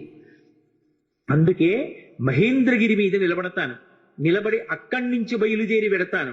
నాకిప్పుడు ఎంత సంతోషంగా ఉందంటే, అపారమైనటువంటి వేగము కలిగినటువంటి బంగారు రెక్కలు అల్లారుస్తూ ప్రయాణించేటటువంటి గరుత్మంతుడు సముద్రం మీద తీవ్రమైన వేగంతో వెడుతూ పావుల్ని తన్నుకుపోతుంటే ఏకకాలంలో ఆ గరుత్మంతుడి చుట్టూ కొన్ని 100 పర్యాయములు ప్రదక్షిణం ఆచరించగలను. సముద్రానికి ఉత్తర తీరంలో నిలబడి వంగి ఉత్తర తీరాన్ని నా చేతితో స్పృశించగలను. గోష్పదీకృత వారాసిం మచకీకృత రక్షసం రామాయణ మహామాల రత్నం వందే అనిలాత్మజం. ఎద్దు పాదంలో నీరు నిలబడితే దాటడం ఎంత అవలీలగా దాటగలరో అంత అవలీలగా దాటగలను. ఈ పర్వతములతో, నదులతో, సముద్రంతో శోభిస్తున్నటువంటి ఈ భూమండలాన్నంతటినీ తిరగవేసి సముద్రంలో కలిపేయగలను. పర్వతాలనన్నిటినీ కూడా నా తొడల వేగంతో చూర్ణం చెయ్యగలను. ఆకాశాన్ని ఒరుసుకుంటున్నాడా అన్నట్టుగా ఆకాశ మార్గంలో ఈ సముద్రాన్ని దాటి ఆమలి ఒడ్డుకు చేరగలను. ఇప్పుడే బయలుదేరుతానని మహానుభావుడు బయలుదేరారు. అలా జాంబవంతుడు చేసినటువంటి ప్రార్థన చేత, ఆయన చేసినటువంటి స్తోత్రం చేత హనుమ యొక్క శాపము ఎన్నడో నివారణమైపోయింది. అటువంటి హనుమ సూర్యనారాయణమూర్తి ఇచ్చినటువంటి అనుగ్రహం మేరకు సూర్య భగవానుడికి శిష్యుడయ్యాడు. లోకంలో ఎందరో శిష్యులుంటారు. గురువుగారి దగ్గర పాఠం నేర్చుకున్న వాళ్ళు, శాస్త్రం చదువుకున్న వాళ్ళు. కానీ అందరు శిష్యులు ఒకెత్తు, హనుమ ఒక్కరూ ఒకెత్తు. హనుమ వంటి శిష్యుడు లోకంలో ఉండరు. ఎందుచేత అంటే లోకంలో ఎక్కడైనా గురువు పాఠం చెప్పాలి అంటే తాను స్థిరంగా కూర్చుని శిష్యుల్ని కూర్చోబెట్టుకుని పాఠం చెప్తారు.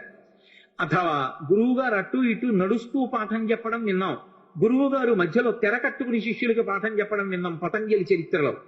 కానీ సూర్యుడు హనుమకి పాఠం చెప్పడానికి ఆగకూడదు. ఎందుకంటే కాలగమనం ఆగిపోతుంది కాబట్టి ఆయన ఉదయాద్రి మీద బయలుదేరి అస్తాద్రికి వెళ్ళిపోయే పర్యంతము ఆయనతో పాటుగా ప్రయాణిస్తూ పాఠం వినాలి. ఆయన పోని ప్రయాణించేటప్పుడు చంద్రుళ్ళ సుధాకిరణుడై ఏం చల్లగా ఉండడు. నిమిషానికి ఆయన తేజస్సుని పుంజేసుకుంటాడు. మధ్యాహ్న కాలం అయ్యేటప్పటికి మార్తాండ బింబంగా ఉంటాడు. దుర్నిరీక్షమైనటువంటి ప్రకాశంతో ఉంటాడు. అటువంటి సూర్యనారాయణమూర్తి దగ్గర కూర్చుని పాఠం వినడం ఎలా సాధ్యం? పోని గురువు గారు పాఠం చెప్తుంటే ఆయన నేర్చుకున్నది వ్యాకరణం. పైగా వ్యాకరణం నేర్చుకోవాలి అంటే కేవలం విని నేర్చుకోవడం కుదరదు. పుస్తకం చేతితో పట్టుకుని గురువు గారికి పక్కన నిలబడి ఇలా చెవి పెట్టి గురువు గారితో సమానంగా కూర్చోవడం కానీ గురువు గారితో సమానంగా నిలబడడం కానీ చేసి పాఠం నేర్చుకోకూడదు. గురువు గారు వస్తుంటే కొంచెం ముందుకు వెడుతూ ఇలా చెవి పెట్టి విందామంటే గురువు గారికి పృష్ఠభాగం చూపించకూడదు. గురువు గారికి ముందుకు నిలబడి పాఠం వినాలి. గురువు గారికి ఎదురుగుండా నిలబడదామంటే నిరాధారమైన ఆకాశ మార్గంలో సూర్యనారాయణమూర్తి యొక్క రథం వెళ్ళిపోతుంటుంది. దుర్నిరీక్షమైన తేజస్సు క్షణానికి పుంజేసుకుని మీదకొస్తాడు. అంత వేగంతో సూర్యుడు వస్తే అంత వేగంతో వెనక్కి నడవాలి. వెనక్కి నడుస్తూ చేతిలో శాస్త్రం పట్టుకుని శాస్త్రం వంక చూస్తూ గురువుగారి ముఖం వంక చూస్తూ గురువుగారు చెప్పిన మాటలు వింటూ శ్రద్ధతో చదువుకుంటూ నేర్చుకుంటూ వెనక్కి నడవాలి.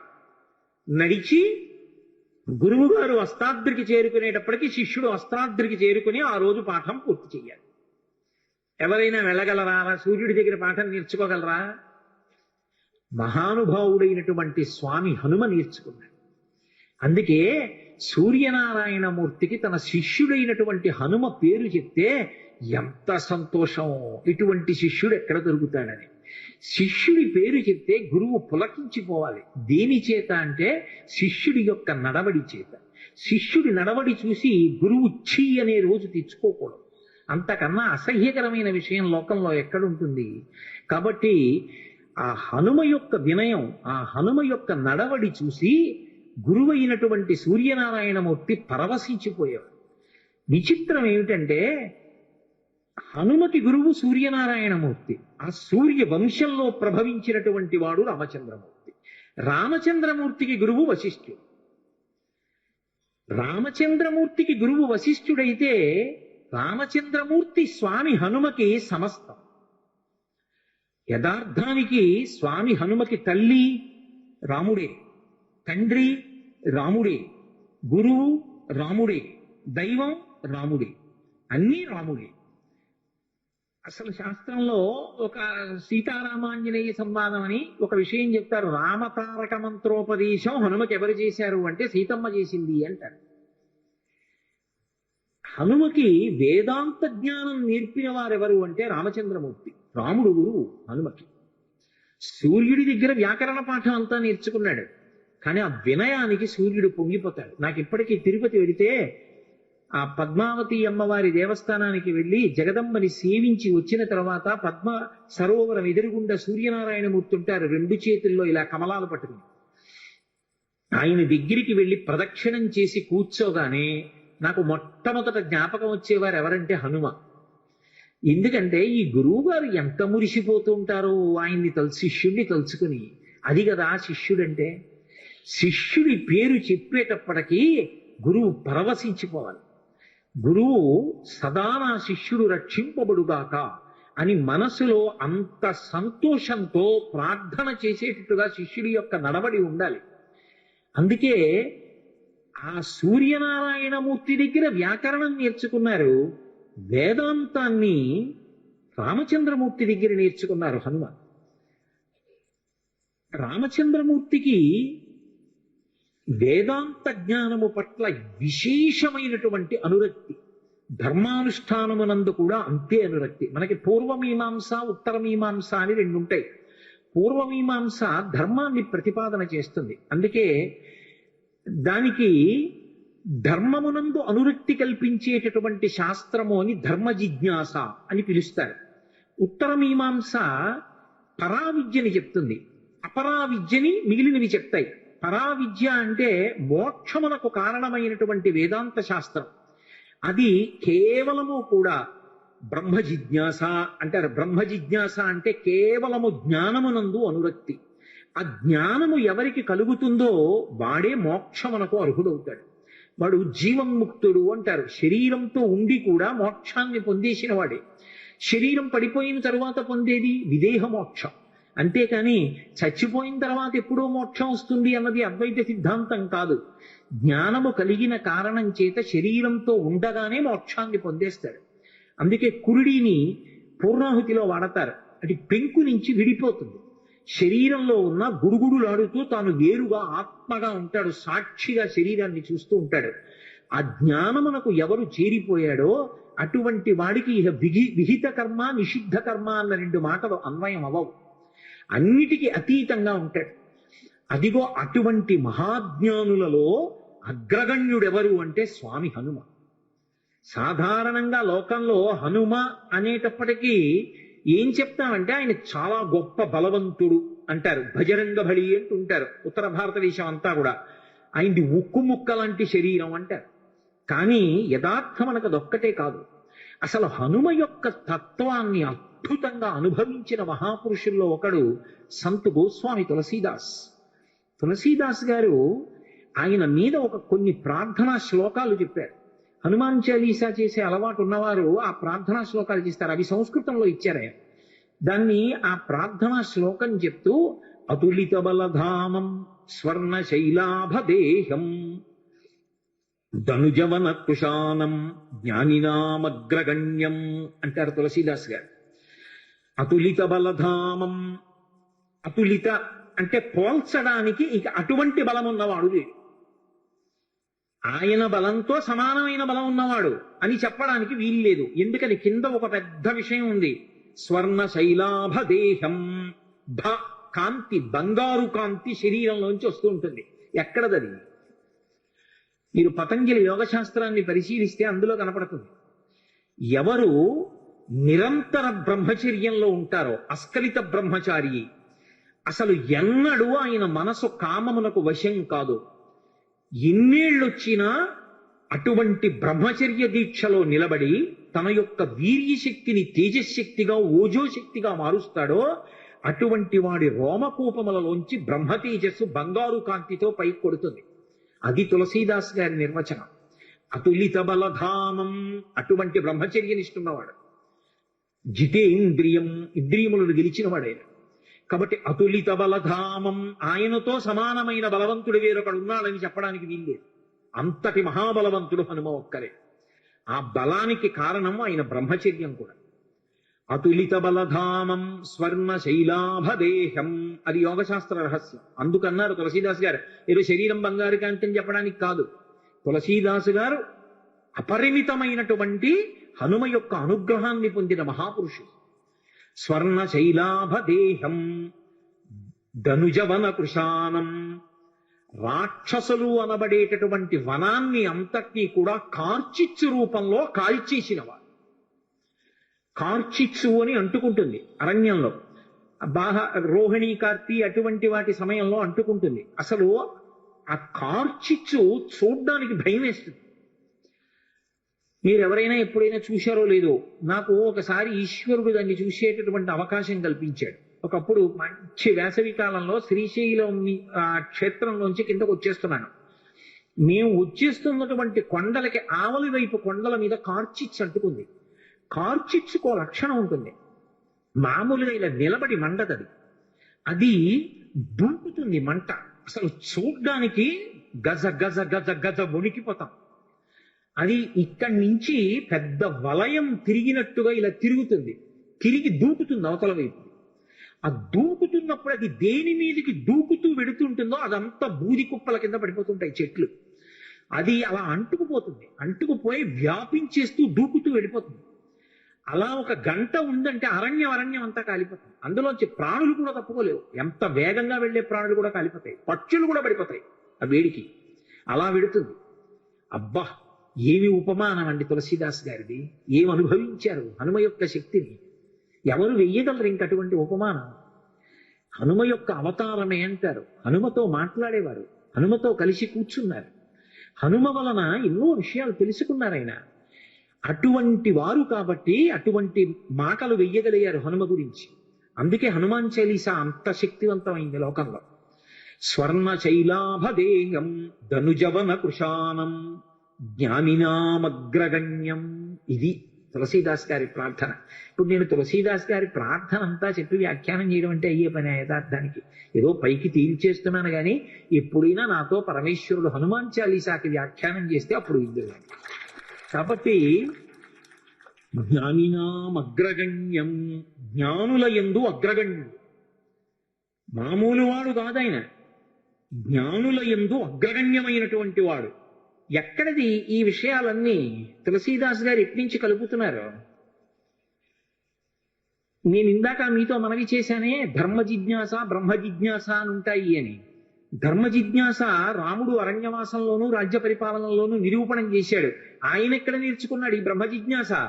యోగవాసిష్టం అని ఓ గ్రంథం ఉంది, అద్వైత సిద్ధాంతానికి ఆయుపట్టు.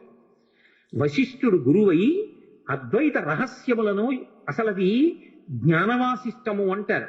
అటువంటి జ్ఞానాన్నంతటినీ వశిష్ఠుడు రామచంద్రమూర్తికి ప్రబోధం చేశాడు. అప్పుడు విన్నాడు, అనుభవంలోకి తెచ్చుకున్నాడు. మీరు ఎప్పుడైనా అటువంటి మూర్తిని చూశారో లేదో నాకు తెలియదు. నాకు జ్ఞాపకం ఉంటే నేను ఈ 5 రోజుల్లో మీకు ఆ మూర్తిని తీసుకొచ్చి చూపిస్తాను.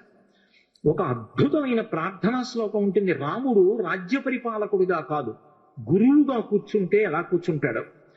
వైదేహీ సహితం సురద్రుమతలే హైమే మహామంటపే మధ్యే పుష్పకమాసనే మణిమయే వీరాసనే సుస్థితం అగ్రే వాచయతి ప్రభంజనసుతే తత్వం మునిభ్యః పరం వ్యాఖ్యాంతం భరతాదిభిః పరివృతం రామం భజే శ్యామలం. ఇందులో ఒక పెద్ద చమత్కారం ఉంది. హనుమ పాఠం నేర్చుకోవడం అంటే ఎన్ని విచిత్రాలు జరిగాయి అనుకుంటున్నారు? రాముడు ఎక్కడ నేర్చుకున్నాడు అసలు ఈ చెప్తున్న పాఠాన్ని? వశిష్ఠుడి దగ్గర నేర్చుకున్నాడు. వశిష్ఠుడెవరు? శ్రీమన్నారాయణుని యొక్క శిష్యుడు. ఎందుకని? మీరు అద్వైత గురు పరంపర చెప్పారనుకోండి, నారాయణం పద్మభువం వశిష్ఠం శక్తించ తత్పుత్ర పరాశరంచ వ్యాసం శుకం గౌడపాదం మహాంతం అని గోవింద పాదంచ తథాస్య శిష్యాం అని చెప్తాం. ఆ తర్వాత శంకర భగవత్పాదులు వారి యొక్క శిష్యులు, ఆ పరంపర అంతా వస్తుంది. అందులో నారాయణం మొట్టమొదటి గురువు శ్రీమన్నారాయణుడు. నారాయణుని తర్వాత వచ్చిన గురువు పద్మభువం. అంటే నారాయణుని తర్వాత అంటే ఇంకో ఉద్దేశ్యంతో కాదు, నారాయణుని యొక్క గురుత్వమును అందుకుని గురువుగా ప్రకాశించిన వాడు బ్రహ్మగారు. బ్రహ్మగారి స్థానంలోకి మళ్ళీ బ్రహ్మగారిలా గురువు స్థానంలో కూర్చుని ప్రబోధం చేసిన వాడు వశిష్ఠుడు. ఇప్పుడు వశిష్ఠుడికి గురువెవరు? బ్రహ్మగారు. బ్రహ్మగారికి గురువెవరు? నారాయణుడు. కాబట్టి ఇప్పుడు వశిష్ఠుడికి నారాయణుడు ఏమవుతాడు? పరమగురువు అవుతాడు. గురువు గారి గురువు పరమగురువు కదా. ఇప్పుడు మా గురువు గారు ఉన్నారు, మా గురువు గారికి గురువు గారు నాకు పరమగురువు గారు అవుతారు. అలా వశిష్ఠుడికి నారాయణుడు ఏమవుతాడు? పరమగురువు అవుతాడు. అందుకే నారాయణుడి పేరు చెప్తే వశిష్ఠుడు ఏం చెయ్యాలి? వెంటనే లేచి నిలబడి నమస్కారం చేయాలి. పరమగురువు గారి పేరు చెప్పినా పరమగురువు గారు కనపడ్డా. కానీ రామావతారం దగ్గరికి వచ్చేటప్పటికి ఒక చమత్కారం జరిగింది. ఆ వశిష్ఠుడు రాముడికి గురువుగా వచ్చాడు. రాముడు ఎవరు? నారాయణుడు. ఇప్పుడు రాముడు ఏం చేశాడు? వశిష్ఠుడి పాదాలు పట్టుకుని నమస్కారం చేశాడు. చేసి పాఠం చెప్పమని అడిగాడు. ఇప్పుడు తనకి పరమ గురువైన నారాయణుడు తనకి శిష్యుడై తన కాళ్ళు పట్టుకుంటే పాఠం చెప్పాడు వశిష్ఠుడు. ఇదొక చమత్కారం రామావతారంలో గురు శిష్యుల విషయంలో. అటువంటి వశిష్ఠుడి దగ్గర యోగవాసిష్టం జ్ఞానవాసిష్టం నేర్చుకున్నాడు, అనుభవంలోకి తెచ్చుకున్నాడు. తెచ్చుకుని ఇప్పుడు ఈ పాఠం ఎవరికి చెప్పాలి? దానికి అర్హుడైన వాడు ఉండాలి. ఎవడు అర్హుడు? ఏ కోరిక లేనివాడు. ఏ కోరిక లేకపోవడం అంత తేలిక మార్గం అనుకోకండి. ఏ కోరిక అడగడానికి లేకపోవడం అంటే అది గురువు గారు కోరుకునేటటువంటి అద్భుత స్థితి కలిగిన శిష్యుని యొక్క లక్షణం. అదే సామాన్యమైన విషయం కాదు. ఎవరుంటారు అలా? కనపడడం ఏం మాటలండే, ఆ స్థితికి చేరుకోవడం హనుమ ఒక్కరే. అందుకే వైదేహీ సహితం సురద్రుమతలే హైమే మహామండపే. బంగారు మండపంలో రామచంద్రమూర్తి కూర్చున్నారు. మునులు కూడా వచ్చారు ఆయన దగ్గర వినడానికి. కానీ ఆయన ఎవరికి ఉపదేశం చేశారో తెలుసా? ఆయనకి ఉపదేశం చేస్తుంటే మిగిలిన వాళ్ళందరూ విన్నారు. ఎవరికి? హనుమతి ఉపదేశం చేశారు. ఎందుకని? అగ్రేవాచయతి ప్రభంజన సుతే తత్వం మునిభ్య పరం వ్యాఖ్యాంతం భరతాదిభి పరివృతం రామం భజే శ్యామలం. నీలమేఘఛాయ కలిగినటువంటి రాముడు తత్వోపదేశం చేస్తే ఇలా ముద్ర పడతాడు, చిన్ముద్ర. ఇలా చిన్ముద్ర పట్టి ఎలా కూర్చుంటాడంటే వీరాసనే సుస్థితం. ఈ కాలు తీసి ఈ కాలు మీద వేసుకుంటాడు. దాన్ని వీరాసనం అంటారు. అంటే గురువు గారు కేవలం జ్ఞానోపదేశం చెయ్యడానికి మాత్రమే కూర్చున్నారు. ఇక అంతకన్నా పై స్థాయి ఉండదు. ఇక అదొక అద్భుతమైన స్థాయి. లోకంలో ఇక జ్ఞానం ఇవ్వడం కన్నా గొప్పదేదీ లేదు. ఆ స్థితిలో గురువు గారు కూర్చున్నారు అని గుర్తు ఏమిటంటే, ఒక మోకాలు మీదకి రెండో కాలు వేసుకుంటారు. దక్షిణామూర్తి కూర్చుంటాడు. అలా కూర్చుంటే చుట్టూ సనక సనందనాథులు కూర్చుంటారు. అలా రాముడు కూర్చున్నాడు, ఇలా కాలు మీద కాలేసి కూర్చుంటే తొడ మీద, ఎడమ తొడ మీద వైదేహీ సహితం సీతమ్మ కూర్చుంది. ఎందుకు సీతమ్మ కూర్చోవడం? ఎందుకు? గురువు గురుపత్ని అభేదం. గురువు గారు ఎంతో, గురుపత్ని అంతే. గురువు గారు వేదాంత పాఠం చెప్తున్నప్పుడు గురుపత్ని కూడా అంతే వేదాంత ధోరణిలో ఉంటుంది. అందుకే జానకీ సహితం సీతా సహితం అనలేదు, వైదేహీ సహితం. వైదేహి అంటే విదేహ వంశంలో పుట్టింది, శరీర భ్రాంతి లేదు, తాను కూడా ఆత్మగా రమిస్తున్న సీతమ్మ. అటువంటి సీతమ్మ రాముడి తొడ మీద కూర్చునుండగా వీరాసనంలో కూర్చుని సురద్రుమతలే హైమే మహామండపే మధ్యే పుష్పకమాసనే మణిమయే వీరాసనే సుస్థితం. చక్కగా కూర్చున్నాడు. ముందు సుస్థితం, బాగా సువ్యవస్థితంగా గురువుగారు కూర్చుంటే కదా పాఠం చెప్పడం. సుస్థితం, అంతమంది మునులు ఉన్నారు, భరతాదులు ఉన్నారు. భరతుడు యువరాజు, ముందు యువరాజు కూర్చోవాలి, కానీ భరతుడు కాదు కూర్చున్నది. ఎవరిని కూర్చోబెట్టారు ముందు? ఎవరికి చేస్తున్నాడు ఉపదేశం? అగ్రేవాచయతి ప్రభంజన సుతే, ప్రభంజన సుతుణ్ణి కూర్చోబెట్టారు. ప్రభంజనుడు అంటే వాయువు, వాయువు యొక్క కుమారుణ్ణి కూర్చోబెట్టారు. ఇందులో ఒక చమత్కారం ఉంది. మామూలుగా వాయువు అంటారు, ప్రభంజనుడు అని ఎప్పుడంటారంటే విరిచేసేంత వేగంగా వెళ్ళిపోతాయి. వాయువు మామూలుగా వీస్తోంది అనుకోండి, అందరికీ సంతోషంగా ఉంటుంది. అదే వాయువు ఏ పెను తుఫానో వచ్చినప్పుడు వీచినట్టుగా విపరీత వేగంతో వీసిందనుకోండి, ఎదురుగుండా ఉన్న వస్తువు విరి కింద పడిపోతుంది. కర్ర కానివ్వండి, చెట్టు కానివ్వండి, స్తంభం కానివ్వండి. ఇప్పుడు ప్రభంజనుడు అంటారు. హనుమతి ఎటువంటి వేగం? మనోజవం మారుతతుల్య వేగం. విపరీతమైన వేగం శరీరానికి ఉంది, అంతే వేగం మనస్సుకుంది. కానీ గురువు గారి దగ్గర కూర్చున్నప్పుడు ఎలా కూర్చుంటారంటే శరీరము కదలదు, మనసు కదలదు. మనకంత వేగం లేకపోయినా శరీరము అంత వేగంగా వెళ్ళదు. నిజానికి హనుమ మనసుకున్నంత వేగము లేదు. అయినా కూడా మన మనసు గురువు గారి దగ్గర ఉండదు. పాఠం మీద ఉండదు, శాస్త్రం మీద ఉండదు, భగవంతుడి మీద ఉండదు. మిమ్మల్ని కాదు, నా బోటిగాడి గురించి చెప్తున్నా. ఎక్కడో తిరుగుతుంటుంది. ఆయన అంత వేగంగా వెళ్ళగలిగిన వాడు గురువు గారి దగ్గరికి వచ్చేటప్పటికి అంత నిశ్చలంగా కూర్చుంటాడు. ప్రభంజన సుతే తత్వం మునిభ్య పరం. హనుమతి చెప్తుంటే మిగిలిన వాళ్ళు విన్నారు తప్ప యువరాజని భరతుణ్ణి కాని మునులని మిగిలిన వాళ్ళని కాని కూర్చోబెట్ల. ఒక్క హనుమని కూర్చోబెట్టారు. ఎందుకని? ఏ కోరిక లేకుండా మనసులో నాకు ఇది కావాలన్న కోరిక లేదు. అందుకని బ్రహ్మ జిజ్ఞాస అందుకోవడానికి అర్హుడయ్యాడు. గురువు గారు అలా కూర్చున్నారు అంటే అది అందుకోవడానికి అర్హుడైన శిష్యుడిగా కూర్చోవడం అంటే అంతకన్నా అదృష్టం జీవితంలో ఏముంటుందండి. ఇంకా గురువు గారు అలా వచ్చి కూర్చున్నారంటే శిష్యుడిగా నేను కూర్చుంటానండి అనాలి అంటే ఇన్ని కోట్ల జన్మల అదృష్టం ఉంటే అంటారు ఆ మాట. కాబట్టి హనుమని కూర్చోబెట్టారు ఎదురుగుండా. తత్వం మునిభ్య పరం. దక్షిణామూర్తిలో ఇలా చిన్ముద్ర పట్టాడు రాముడు. చిన్ముద్ర పట్టి అగ్రేవాచయతి ప్రభంజన సుతే తత్వం మునిభ్య పరం వ్యాఖ్యాంతం భరతాధిభి పరివృతం రామం భజే శ్యామలం. హనుమకి చెప్తుండగా వేదాంతాన్ని మిగిలిన వాళ్ళందరూ విన్నారు. ఈ జ్ఞాన మార్గాన్ని, ఈ బ్రహ్మ జిజ్ఞాస బాగా అనుభవంలోకి తెచ్చుకున్నవారు. అందుకే మీకు మహాభారతంలో ఆరణ్య పర్వంలో గంధమాదన పర్వతంలో ఆ అరటి తోటలో ఒక పర్వత గుహలో యోగంలో తనలో తాను రమిస్తూ కూర్చుని ఉంటారు. అంతటి మహాయోగమూర్తి హనుమ. అటువంటి వారు అంతటి మహాశక్తివంతుడు. ఎంత శక్తివంతుడో అంత వేగంతో వెళ్ళగలిగినటువంటి వాడు. అలా గురువు గారి దగ్గర జ్ఞాన పాఠాన్ని నేర్చుకున్నటువంటి వాడు. ఆ జ్ఞానాన్ని అనుభవంలోకి తెచ్చుకుని యోగ మార్గమునందు అలా నిలబడినటువంటి వారు. అందుకే మీరు ఎప్పుడైనా హనుమ దగ్గర ప్రదక్షిణం చేశారనుకోండి, అదొక్కటి చాలు మిమ్మల్ని అనుగ్రహించేస్తుంది. మీరు ఏ కోరికతోనైనా చెయ్యవచ్చు, ఆయన పరబ్రహ్మస్వరూపుడై అనుగ్రహించేస్తాడు. ఎందుకంటే అలా యోగమునందు నిలబడగలిగిన ప్రజ్ఞాశాలి కనుక. శ్రీరామాయణంలో ఒక చమత్కారం ఉంది, దాని పేరే రామాయణం. రాముడితో మిగిలిన వ్యక్తులందరూ నడుస్తారు. అసలు రాముడు కనిపించని కాండ ఉండదు సుందరకాండ వినా. సుందరకాండలో రాముడు కనపడకపోయినా రామ కథ 1కి 10 మార్లు చెప్పబడుతుంది.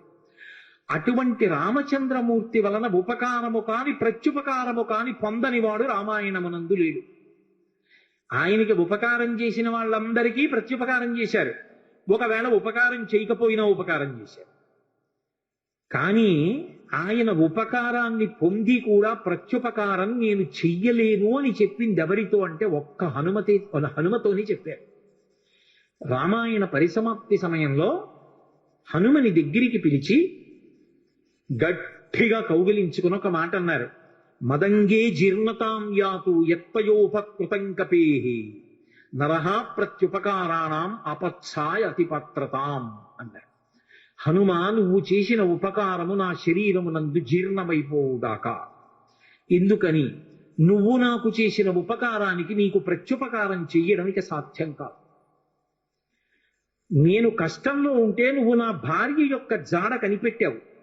ఇప్పుడు నీకు ప్రత్యుపకారం చేయాలంటే నీకు అటువంటి కష్టం కలగాలి. కోరచ్చా నేను? అందుకని నేను కోరను. నీకటువంటి ఆపద రాదు. కాబట్టి నీకు నేను ప్రత్యుపకారం చెయ్యలేను.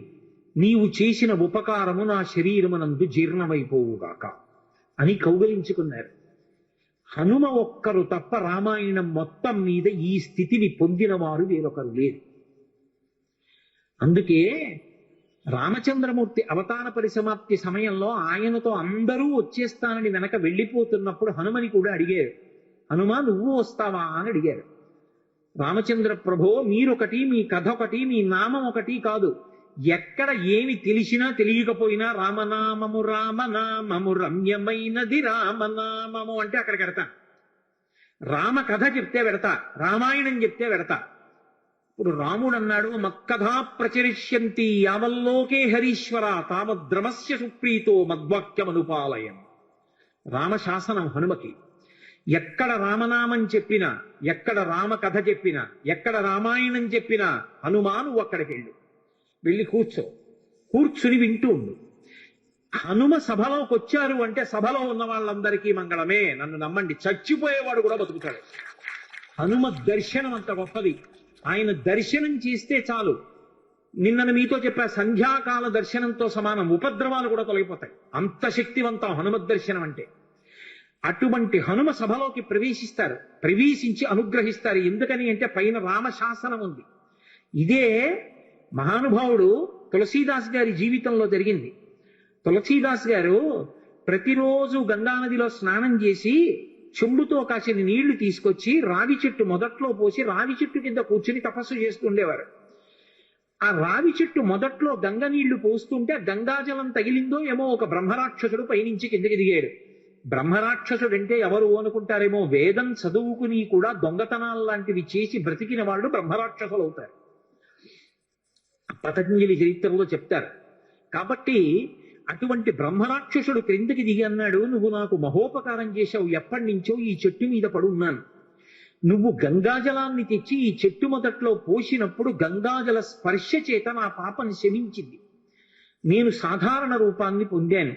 నీకు నేను ప్రత్యుపకారం చెయ్యాలనుకుంటున్నాను. నీవు రామదర్శనం కోసం పరితపిస్తున్నావు. నీకు రామదర్శనం కావాలి అంటే చేయించగలిగిన వారు హనుమ ఒక్కరే. హనుమ రోజు వస్తుంటారు. ఎక్కడికొస్తారో తెలుసా?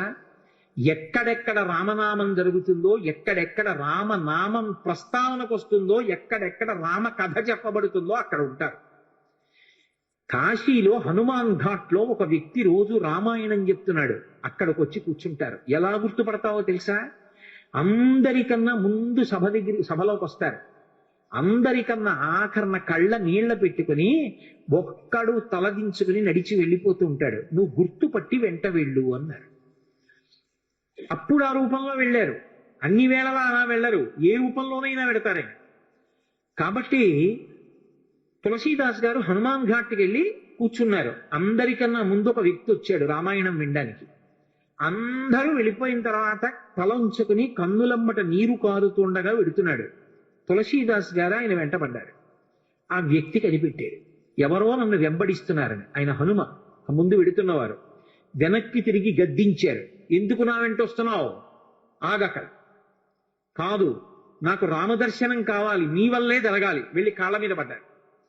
కాళ్ళ మీద పడితే ఆయన ఒక స్థలాన్ని చెప్పారు, అక్కడ కూర్చుని నువ్వు జపం చెయ్యి, తపస్సు చెయ్యి, నీకు రామదర్శనం అవుతుందన్నారు. తులసీదాస్ గారు కూర్చుని తపస్సు చేస్తున్నారు. తపస్సు చేస్తుంటే రామలక్ష్మణులు ఇద్దరూ రాజకుమారుల రూపంలో గుర్రాల మీద వచ్చారు. వచ్చి గుర్రాలు దిగి అరుగు మీద సేద తీరారు. ఎవరో రాజకుమారులని తులసీదాస్ గారు ఊరుకున్నారు. వాళ్ళిద్దరూ గుర్రం ఎక్కి వెళ్ళిపోయారు. హనుమ వచ్చారు, రామలక్ష్మణులు వచ్చారు, గుర్తుపట్టావా అన్నారు. ఎప్పుడు వచ్చారు అన్నారు. అయ్యో, ఇద్దరు రాజకుమారుల వేషంలో వచ్చారయా, నువ్వు గుర్తుపట్టలేదు, వెళ్ళిపోయారు. ఎంతో బాధపడ్డారు. మళ్ళీ సాధన చెయ్యండి. మళ్ళీ సాధన మొదలుపెట్టారు. మళ్ళీ సాధన మొదలు పెడితే కొన్నాళ్ళు అయిపోయిన తర్వాత చిన్న పిల్లవాడి రూపంలో రాముడు వచ్చాడు. గంధం తీస్తున్నారు తులసీదాస్ గారు రామచంద్రమూర్తికి అనులేపనం చేయడానికి. చిన్న పిల్లవాడి రూపంలో వచ్చి తాతా తాతా నాకు గంధం ఇస్తావా అని అడిగాడు. ఇది రాముడి కోసం రా, పో అన్నారు తులసీదాస్ గారు. మళ్ళీ పొమ్మంటున్నాడు రా రాముడు వస్తే అని హనుమ వెంటనే పంజరంలో చిలక రూపంలో వచ్చి పాట పాడాడు. రాముడు బాలుడి రూపంలో వచ్చి తులసీదాస్ గారిని గంధం అడుగుతున్నాడు, గుర్తించలేని తులసీదాసు వెళ్ళిపోమ్మంటున్నాడు అని. అది విన్నటువంటి తులసీదాస్ గారు వెంటనే పిల్లవాడి కాళ్ళు పట్టుకుని పిల్లవాడి కాళ్ళ మీద పడ్డారు. పడగానే రామచంద్రమూర్తిగా దర్శనమిచ్చారు. దర్శనమిచ్చి, తులసీదాస్, నా పేరు మీద నువ్వు రామాయణాన్ని, దక్షిణ దేశంలో వాల్మీకి రామాయణం, దక్షిణ దేశం ఎక్కడైనా వాల్మీకి రామాయణం, కానీ నువ్వు ఇప్పుడు రామచరితమానస్ అన్న పేరు మీద రామాయణాన్ని రచించు. ఉత్తర భారతదేశంలో రామచరితమానస్కి ఎంత గౌరవం అంటే, మీరు ఆలయాల్లోకి వెళ్ళండి, వ్యాసపీఠాలు పెట్టి దాని మీద రామచరితమానస్ పెడతారు. గుళ్ళోకి వెళ్ళిన వాళ్ళు కనీసం ఒక్క శ్లోకమైన అందులోంచి చదువుకుని చక్కగా ఓ పువ్వు ఏదో పెట్టి నమస్కారం పెట్టొస్తారు. రామచరితమానస్కి అంత గొప్ప. విచిత్రం ఏంటంటే హనుమాన్ చాలీసా, రామచరితమానస్ రెండు తులసీదాస్ గారి శరీరంతో ఉండగానే ప్రఖ్యాతి వహించేసాయి. అటువంటి తులసీదాస్ గారు ఎప్పుడూ రామనామం చెప్తుండేవారు. ఒకప్పుడు తులసీదాస్ గారు గంగ ఒడ్డున నిలబడి ఉన్నారు. ఒక ఆవిడ గబగబా వచ్చి ఆయన కాళ్ళ మీద పడి నమస్కారం చేసింది. ఎప్పుడూ అలవాటు మీద తులసీదాస్ గారు దీర్ఘసుమంగళీభవ అన్నారు. అయ్యా, నన్ను దీర్ఘసుమంగళీభవ అంటున్నారు, నా భర్త మరణించాడు, అదిగో చితి మీద పడుకోబెడుతున్నారు దహన సంస్కారానికి, మీ నోట వంట వచ్చిన మాట అబద్ధం కాకూడదు అందావిడ. నా నోట రావడం ఏమిటమ్మా, రాముడు పలికించాడు. ఆయన వెంటనే అక్కడికి వెళ్ళి ఆ కమండలంలో నీళ్లు తీసి ఆ శవం మీద చల్లి రామనామం చెప్పారు. చటుక్కున లేచి కూర్చున్నాడు. ఇది చూశారు పాదుషా యొక్క గూఢచారులు ఆ గంగా తీరంలో తిరుగుతూ. తులసీదాస్ గారి దగ్గర రకరకాలైనటువంటి విన్యాసాలున్నాయి, ఆయన ఏవైనా చెయ్యగలడని పాదుషాకి చెప్పారు. పాదుషా తులసీదాస్ని పిలిపించారు. పిలిపించి, నువ్వేమిటో చచ్చిపోయిన వాడిని బతికించావుట, ఏవి కొన్నటువంటి వింత చేష్టితములు చెయ్యన్నారు. తులసీదాస్ గారు అన్నాడు, వింత చేష్టితములు చేయడానికి నేను గారడీవాణ్ణా? కాదు, రాముడు నన్ను పనిముట్టుగా అనుగ్రహించాడు, అది రామానుగ్రహం అన్నాడు. అంటే నేను చెప్పిన మాట పాటించట్లేదు కాబట్టి కొరడాలతో కొట్టండి అన్నాడు. అంటే అప్పుడు హనుమాన్ చాలీసా చేశారు తులసీదాస్ గారు. కళ్ళు మూసుకుని హనుమని తెలుసుకుని హనుమాన్ చాలీసా చేస్తుంటే భటులు వచ్చి కొరడాలు పట్టుకుని కొట్టడానికి పైకెత్తుతున్నారు. ఆశ్చర్యం ఏమిటంటే ఆ రోజున పాదుషా కోట అంతఃపురం అంతటా పెద్ద పెద్ద కోతులు వచ్చి ప్రతి సైనికుడి చెయ్యి పట్టుకున్నాయి కదలకుండా. పాదుషా భయపడిపోయి సింహాసనం దిగి కిందకొచ్చి తులసీదాస్ గారి కాళ్ళ మీద పడ్డాడు. అప్పుడు ఖచ్చితంగా పూర్తయిపోయింది హనుమాన్ చాలీసా. ఆ తులసీదాస్ గారి చదివినప్పుడు అన్ని కోతుల రూపంలో వచ్చి ఎదురుగుండా హనుమ నిలబడి కాపాడారు తులసీదాస్ గారిని. అందుకే అప్పటికీ ఇప్పటికీ ఎప్పటికీ కూడా హనుమాన్ చాలీసాకి అంత శక్తి. తులసీదాస్ గారు ఎప్పుడు మాట్లాడుతూ ఉండేవారు స్వామి హనుమతోటి. రామాయణ రచన చేసేటప్పుడు, రామచరితమానస్ రాసేటప్పుడు ఏ ఏ ఘట్టం దగ్గరికి వచ్చేటప్పుడు ఆయా ఘట్టం దగ్గర మళ్ళీ హనుమకి చదివి వినిపిస్తూ ఉండేవారు. హనుమ అంతా చదివి సరేనంటుండేవారు. అబ్బో ఎన్ని చమత్కారాలు, వాళ్ళిద్దరి మధ్యలో ఎన్ని విశేషాలు జరిగాయో తులసీదాస్ గారికి హనుమకి. అంతటి గొప్ప అనుబంధం. అందుకే హనుమ గురించి తులసీదాస్ గారు ఏవి చెప్పారో అవన్నీ కూడా అద్భుతమైనటువంటి విషయాలు. రామచరితమానస్ అంత గొప్ప గ్రంథం. తులసీదాస్ గారిని అనుగ్రహించారు మహానుభావుడు స్వామి హనుమ. అనేకమైనటువంటి అవతారాల్లో ఈ లోకంలో వచ్చి ఎందరినో అనుగ్రహించారు. వారు వచ్చినటువంటి అవతారములు ఎన్నో ఉన్నాయి. అందులో సమర్థ రామదాసు గారిగా వచ్చారు ఒకప్పుడు. నారాయణ అన్నది ఆయన యొక్క అసలు పేరు. ఆ పిల్లవాడికి తల్లిదండ్రులు పెట్టిన పేరు. కానీ ఆ పిల్లవాడు విశేషమైనటువంటి రామభక్తి తత్పరుడయ్యాడు. పెళ్లి నిశ్చయం చేశారు. పిల్లవాడిని పెళ్లిపీటల మీద కూర్చోబెట్టారు. పురోహితుడు ఇక జీలకర్ర బెల్లం పెట్టించడం కోసమని సుముహూర్త సావధాన సులగ్నే సావధాన అంటున్నాడు. పెళ్లి కొడుక్కి ఇంకోలా వినపడింది, సావధాన సావధాన. ఇలాగే అందరూ గృహస్థాశ్రమంలోకి వెళ్ళిపోతున్నారు, లంపటంలోకి వెళ్ళిపోతున్నావు. ఇక నిన్ను నువ్వు ఉద్ధరించుకోలేవు.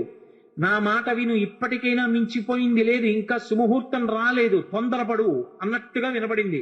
సావధాన సావధాన అన్నది జాగ్రత్త పడు అన్నట్టు వినపడింది ఆ నారాయణ అన్న పిల్లవాడికి. అంతే హనుమ యొక్క అనుగ్రహం ఆదేశించింది. హనుమదవతారం అంటారు సమర్థ రామదాస్ గారు. ఒక్కసారి పెళ్లి మంటపంలోంచి 10 దూకులు దూకి వెళ్ళిపోయారు. వెళ్ళిపోయి గోదావరిలో దూకేశారు. దూకేసి గోదావరి నదినంతటినీ కూడా ఈది ఆవలిగొడ్డుకు వెళ్ళిపోయి 10 రోజులు ఆగకుండా నడిచి వెళ్ళిపోయారు అరణ్యంలో. వెళ్ళిపోయి గోదావరి నందిని అనేటటువంటి 2 నదుల యొక్క సంగమ స్థానంలో కూర్చుని నిరంతర రామధ్యానం చేస్తుండేవారు. అంత రామధ్యానం చేసి రామదాసు అని పేరు పొందారు. ఒకప్పుడు బదరీ వెళ్ళారు వారు. బదరీ వెళ్ళి ఆనాడు దేశంలో ఉన్నటువంటి అధార్మికమైన విషయాలు చూసి వ్యగ్రత చెంది ఒక జలకూపమునందు శరీర పరిత్యాగం చేస్తానని నిర్ణయించుకున్నారు. రామచంద్రమూర్తి ప్రత్యక్షమయ్యారు. నీ వలన ధర్మం నిలబడాలి, నువ్వు శరీర పరిత్యాగం చేస్తే ఎలా? నువ్వు సమర్థుడవు ధర్మం నిలబెట్టడానికి. నీ వలన ఒక వ్యక్తి ధర్మాన్ని నిలబెట్టేవాడు తయారవుతాడు. అందుకే సమర్థ రామదాస్ అన్న పేరుతో లోకంలో వ్యవహరించమన్నారు. సమర్థ రామదాస్ అని పేరు మార్చుకుని హిమాలయ పర్వతాల నుంచి వస్తుంటే ఆయనకి హనుమత్ సాక్షాత్కారమైంది. సమర్థ రామదాసు గారికి దీక్ష ఎవరిచ్చారు అంటే స్వయంగా హనుమ ఇచ్చారు. ఆయనకి జపమాల, కమండలం, అలాగే కృష్ణాజినం, ఆ దీక్షా వస్త్రాలు, వీటన్నిటినీ కూడా స్వామి హనుమయే అనుగ్రహించారు. ధర్మ సంస్థాపన కోసమని సమర్థ రామదాసు గారు కోదండాన్ని, బాణాన్ని పట్టుకు తిరుగుతుండేవారు. ఒకప్పుడు ఆయన వేదాంత బోధ చేస్తుంటే గోదావరి తీరంలో కొంతమంది బ్రాహ్మణులు వచ్చి ఆయన్ని విమర్శించారు. నువ్వేమో వేదాంత బోధ, పట్టుకున్నది ధనస్సా, చేతిలో బాణమా, ఈ వేదాంతం సత్యమా, ధనస్సు బాణం సత్యమా? వేదాంతం చెప్పేవాడికి ధనస్సు బాణం ఎందుకురా? బహుశా ఈయనకి బాణం ఎక్కువ పెట్టడం కూడా చేత కాదనుకుంటాను, ఉత్తిన అలా బడుగు తిరుగుతున్నాడు అన్నారు. వెంటనే ఆయన బాణాన్ని ఎక్కుపెట్టి ఆకాశంలో ఎగురుతున్నటువంటి పక్షుల గుంపులో ఒక పక్షిని కొట్టారు. ఆ పక్షికి తగిలింది, కింద పడిపోయి ప్రాణం వదిలేసి. మళ్ళీ వెంటనే ఈ బ్రాహ్మణులు అందరూ అన్నారు, కట్టుకున్నవి దీక్షావస్త్రాలు, పక్షిని కొట్టాడు ఏ కారణం లేకుండా, ఇటువంటి వాడికి వేదాంత బోధ చేసే అధికారం ఎక్కడుందన్నారు. వెంటనే ఆయన గోదావరిలో నీళ్లు కమండలంలో ఉన్నాయి, ఆ కమండలంలో నీళ్లు తీసి రామనామం చెప్తూ పక్షి మీద చల్లారు. అది రివ్వున ఆకాశంలోకి ఎగిరిపోయి. సమర్థ, అందుకే ఆయన పేరు ముందు బిరుదువాక్యం. ఆయన అఘటనాఘటన సమర్థుడు. అంతటి హనుమదవతారంగా వచ్చి మొత్తం దేశమంతటా కూడా ప్రచారం చేశారు. గుండెల్లో రాముడు, శరీరంలో హనుమ, అది ఆయన నినాదం. అందుకే ప్రతి చోట వ్యాయామ పాఠశాలలు పెట్టారు. వ్యాయామశాలలు పెట్టి అందరూ కూడా వ్యాయామం చేసి మంచి ఆరోగ్యవంతమైన శరీరాన్ని, గుండెల నిండా రామభక్తిని పెంపొందించుకోండి, ధర్మ సంస్థాపన చెయ్యండి. ఊరూరా సమర్థ రామదాసు గారి ప్రబోధమే. అంత గొప్పగా ధర్మవీరుల్ని తయారు చేశారు. అటువంటి సమర్థ రామదాసు గారు ఒకానొకప్పుడు ఛత్రపతి శివాజీ ఇంటికి వెళ్ళారు. వెడితే భిక్ష ఇవ్వాలి కాబట్టి జోలె పట్టారు. శివాజీ వచ్చి ఓ కాగితం చుట్టేని జోలెలో పడేశాడు. రామదాసు గారు తీసి చదివారు. చదివేటప్పటికి తన యావత్ సామ్రాజ్యాన్ని గురువు గారికి అర్పించేస్తున్నాను అని ఉంది. నేను దీక్ష తీసుకున్న వాణ్ణి, నాకెందుకయా, నా ప్రతినిధిగా నువ్వు పరిపాలించు, కానీ రాజ్యాన్ని నాకు ప్రదానం చేశావు కాబట్టి నీ పతాకం మాత్రం కాషాయ వస్త్రంతో ఉండాలని తన కాషాయ వస్త్రాన్ని పతాకంగా ఇచ్చారు. అందుకే ఛత్రపతి శివాజీ పతాకం కాషాయ వస్త్రం. శ్వేతాశ్వం కాషాయ వస్త్రంతో, ఆయన తెల్లగుర్రం మీద ఎక్కి కాషాయ పతాకం పట్టుకుని ఎడుతుండేవాడు. అటువంటి మహానుభావుడు. ఒకప్పుడు శివాజీ సమర్థ రామదాస్ గారి దర్శనానికి వెళ్ళారు. వెళితే సమర్థ రామదాస్ గారు ఆయనకి ప్రసాదం ఇచ్చారు. ఇంటికి వెళ్ళి ఈ ప్రసాదం చూసుకో అన్నారు. ఇంటికి వెళ్ళి విప్పారు. విప్పితే అందులో ఒక మూటలో మట్టి ఉంది, ఒక మూటలో గులకరాళ్ళు ఉన్నాయి, ఒక మూటలో గుర్రపు లడ్డి ఉంది, ఒక మూటలో కొబ్బరికాయ. ఇంతటి శివాజీ తెల్లబోయాడు. ఏమిటి ప్రసాదం, ఎందుకు ఇచ్చారు గురువు గారని. మహాతల్లులు ఈ లోకంలో బిడ్డల్ని కన్న తల్లులు భారతదేశంలో ఎంత గొప్ప వాళ్ళని తయారు చేశారో. వెంటనే ఆ తల్లి వచ్చింది, జీజీబాయి వచ్చి ఆవిడంది, సమర్థ రామదాసు గారు ఏదైనా ఇచ్చారు అంటే అది ఉత్తినైపోయేది కాదు. ఎందుకు ఇచ్చారో తెలుసా? మహానుభావుడు ఆయన మట్టి ఇచ్చారు అంటే నువ్వు భూపతివికా, రాజ్య పరిపాలన చెయ్యి ధార్మికంగా అని ఇచ్చారు. ఆయన గులకరాళ్ళు ఇచ్చారు, కొండల మీద కోటలు కట్టమని ఆదేశం. గుర్రపు లద్దెనిచ్చారు అంటే ఆశ్విక దళాల్ని ఎక్కువగా పెంచుకోమని అర్థం. కొబ్బరికాయ ఇచ్చారు, మనసులో మధుర మధురంగా ఉండి పైకి చాలా గంభీరంగా కఠినంగా ఉండు, అప్పుడు కానీ వ్యవస్థ అదుపులో ఉండదని నీకు చెప్తున్నారు. ఈ 4 సందేశాలు నీకు చెప్పడానికి 4 రకాల ప్రసాదం ఇచ్చారని చెప్పారు. సమర్థ రామదాసు గారు చిట్ట చివర రామచంద్రమూర్తి యొక్క నామం చెప్తూ ఆయన రామచంద్రమూర్తి యొక్క మూర్తి పాదముల మీద తలపెట్టి శరీరాన్ని విడిచిపెట్టారు. హనుమయే ఈ దేశంలో ధర్మాన్ని నిలబెట్టడానికి ఒకప్పుడు సమర్థ రామదాసుగా వచ్చారు. ఎందరూ పొందారండి హనుమత్ సాక్షాత్కారం. ద్వైతమతావలంబకులు మహానుభావులు. రాఘవేంద్ర స్వామి వారు హనుమ యొక్క సాక్షాత్కారాన్ని పొందారు. ఆయన్ని చిన్నతనంలో వెంకటనాథుడు అని పిలుస్తుండేవారు. ఆయన కటిక పేదరికం అనుభవించారు. శిష్యులందరికీ కూడా వేదాంత పాఠం చెప్పి దొరికినదేదో అది తినేవారు. ఆయన చరిత్ర గురించి చెప్తూ కొన్ని అద్భుతమైన విషయాలు చెప్తారు. వారి భార్య గారికిట ఒక్కటే చీర ఉండేదిట. ఆ చీర సగభాగం కట్టుకునేవారట, సగభాగం తడిపి ఆరేసేవారట. అవతలది ఆరితే ఆ ముక్క కట్టుకుని ఈ ముక్క ఆరేసుకునేవారట ఆవిడ. అయినా సరే దరిద్రాన్ని పక్కన పెట్టి భర్త గారిని అనుగమించినటువంటి మహాపతివ్రత. అటువంటి తల్లి, ఒక్కగానొక్క కొడుకు. శిష్యులకి వేదాంత పాఠం చెప్పి దొరికితే తినడం, లేకపోతే ఉపవాసం. అటువంటి వారు ఒకసారి ఒక చోటికి శుభకార్యానికి వెడితే ఆయన్ని పిలిచి గంధం తీయమన్నారు వచ్చిన అతిథులందరికీ గంధం పెట్టడానికి. సూక్త పఠనము అని ఒక మాట ఉంది లోకంలో. పరమభక్తితో సూక్తాన్ని పఠిస్తే సూక్తాధిదేవత అనుగ్రహిస్తుంది. ఆయన అగ్ని సూక్తం చదువుతూ గంధం తీశారు. తీస్తే ఆ గంధం అందరూ బొట్టు పెట్టుకున్నారు. ఒళ్ళు మంటలు వచ్చేసింది వచ్చిన అతిథులకి. ఎక్కడది ఈ గంధం, ఎందుకు ఇలా మంటలు వచ్చిందని అడిగారు. ఆ యజమాని అడిగాడు రాఘవేంద్ర స్వామిని, ఎందుకు ఇలా మంటలు వస్తున్నప్పటికి ఇంకా వెంకటనాథుడు ఆయన పేరు, ఎందుకు ఇలా మంటలు వచ్చిందని అడిగారు. నేను అగ్ని సూక్త పఠనం చేస్తూ ఈ గంధం తీశాను అన్నారు. ఏమిటి అగ్ని సూక్తం చదువుతూ నువ్వు గంధం తీస్తే ఒళ్ళు మంటలు వచ్చిందా? నువ్వు వరుణ సూక్తం చదివితే చల్లబడుతుందా అన్నారు. చల్లబడుతుందన్నారు. ఏది వరుణ సూక్తంతో తీయన్నారు. ఆయన వరుణ సూక్తం చదువుతూ గంధం తీశారు. ఆ గంధం పెట్టుకుంటే అందరికీ ఒళ్ళు చల్లగా అయితే. అంతటి మహానుభావుడు సుధీంద్ర స్వాముల వారిని వారి గురువు గారి ఆజ్ఞ మేరకి అకస్మాత్తుగా వారు సన్యాసాశ్రమం తీసుకుని రాఘవేంద్రుడు అన్న పేరుతో ఆ ద్వైతమఠాధిపతులు అయ్యారు. వారు మన ఆంధ్రదేశంలో మంత్రాలయం దగ్గరే హనుమ గురించి జపం చేస్తే పంచముఖాలతో ఆంజనేయ స్వామి ఆయనకి ప్రత్యక్షం అయ్యారు. పంచముఖ ఆంజనేయ స్వామిని ఉపాసన చేసిన మహాపురుషుడు, ప్రహ్లాదుడి యొక్క అంశలో వచ్చాడు అంటారు రాఘవేంద్ర స్వామి. ఎంతమంది హనుమత్ సాక్షాత్కారం పొందారండి. అంతటి మహానుభావుడు. అటువంటి హనుమ లోకంలో ఎవరికి ఏది ఇవ్వలేనిదన్నది లేదు. ఆయన ఎవరికి ఏ కోర్కె ఉండనివ్వండి, కోర్కె ఉండకుండా ఉండడం అన్నది సాధ్యం కాదు. కోర్కె ఉంటుంది కానీ అది ధార్మికమై ఉండాలి. ధార్మికమైన కోర్కె అయి ఉంటే కోర్కె కానిది. ఆ మాట మీరు బాగా అర్థం చేసుకోవాలి. నాకు పెళ్ళవ్వాలి అని ఒక పురుషుడో స్త్రీయో అనుకున్నారనుకోండి, తప్పు కాదు. ఎందుకంటే పెళ్లి చేసుకోవాలి. నాకు కొడుకు పుట్టాలి, కూతురు పుట్టాలి, అది తప్పు కాదు. ఆ కోరిక ఉండాలి. నేను ఒకళ్ళ దగ్గర చెయ్యి చాపకుండా అన్నం తినాలి, తప్పు కాదు, అన్నం తినాలి. అలాగే నేను అనాయాసంగా శరీరం విడిచిపెట్టేయాలి, తప్పు కాదు, ఆ కోరిక ఉండాలి మనిషికి. ఏ కోరికలు ఉండి తీరాలో అవి పండితే నువ్వు పండుతావో అటువంటి కోరిక కోరి కూడా కోరని వాడే అవుతాడు.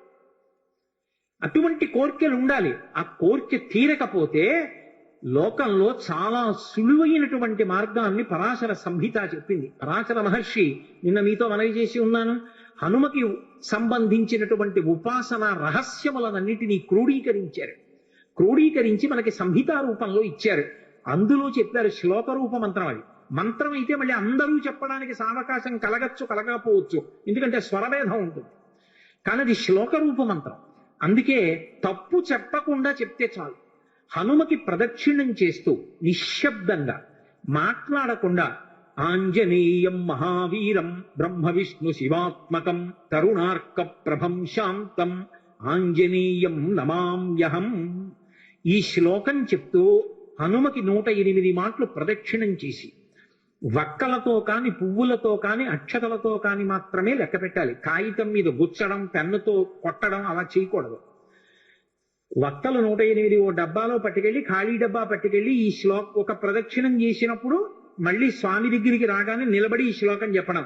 ఆంజనేయం మహావీరం బ్రహ్మ విష్ణు శివాత్మకం తరుణార్క ప్రభం శాంతం రామదూతం నమామ్యహం అండం. ఆ వక్క తీసి పక్క డబ్బాలో వేయడం. 108 ఇందులో వక్కలు అందులోకి వచ్చాయంటే 108 ప్రదక్షిణాలు అయిపోయాయి. మళ్ళీ వక్కల డబ్బా పట్టుకుని ఇంటికి వెళ్ళిపోయి హనుమ యొక్క ప్రదక్షిణముల చేత ఆయన అనుగ్రహంతో ఎటువంటి కోర్కెలను కూడా ఆయన తీర్చగలిగిన శక్తి కలిగిన వాడు అని అనుభవించిన పెద్దలు చెప్పిన మాట.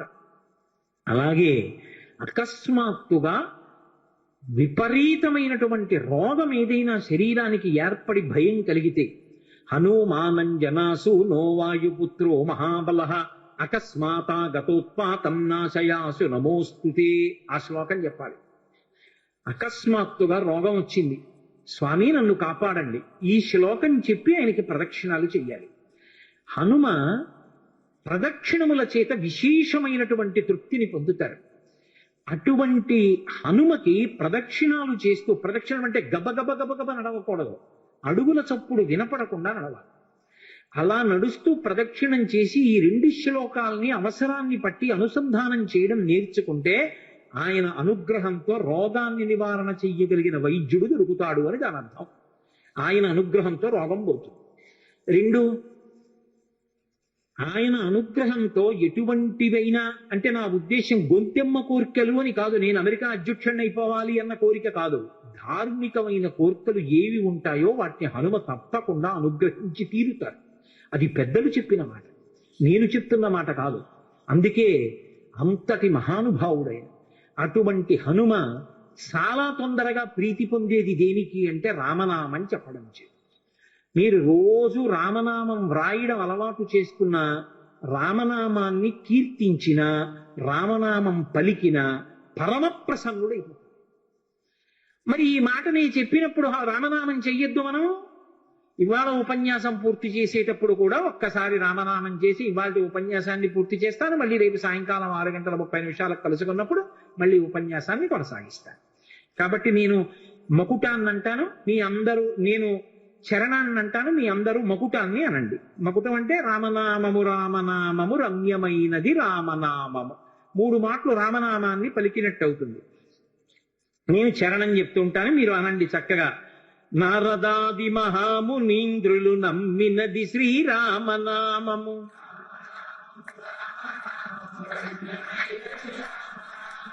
దారి నుండి గనడచు వారికి తోడు నీడే రామనామము,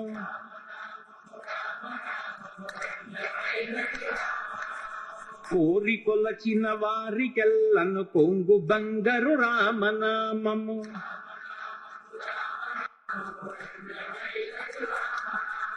కాహి కృష్ణాయనచు ద్రౌపది పలికినది శ్రీరామనామము,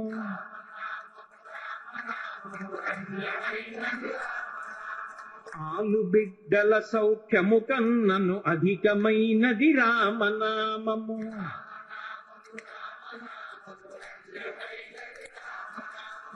నేను ఈ సందర్భంలో మీకు ఇవాళ ఎందుకు రామనామం తప్పకుండా చెప్పాలి అన్నదానికి ఒక విశేషం చెప్తాను. ఇవాల్టి తిథి ఏమిటి? త్రయోదశి. త్రయోదశి ఏ నెలలో వచ్చింది? మార్గశీర్ష మాసంలో వచ్చింది. మార్గశీర్ష మాసం శుక్లపక్షంలో త్రయోదశితో కూడుకున్నటువంటి తిథి.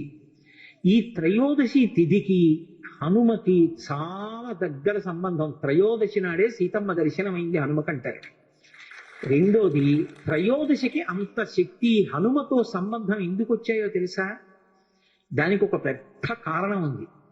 అసలు త్రయోదశి తిథికి హనుమకి అంత దగ్గరి సంబంధం ఎందుకు వచ్చిందో, ఇవాళ రామనామం మనం ఎందుకు చెప్పి తీరాలో, ఈ రహస్యం ఏమిటో, అసలు ఉపాసనలో ఆయనకి ఏ ఏ పళ్ళు నైవేద్యం పెట్టాలో, ఆయన పూజ ఎలా చేస్తారో, ఈ విశేషాలను గురించి, ఆయన దవడల వైభవం గురించి రేపటి రోజున నా చేత స్వామి హనుమ పలికించుకాక. అంత గొప్ప రోజున మనం రామనామం చెప్తున్నాం కాబట్టి చక్కగా అవకాశాన్ని సద్వినియోగం చేసుకోండి. నేను ఇంకో పావుగంట అరగంట చెప్పలేక కాదు, నేను చెప్పడం ముఖ్యం కాదు, మీరు కూడా అనుసరించడం ముఖ్యం. బ్రహ్మ సత్యము జగన్ మిథ్యాభావమే శ్రీరామనామము,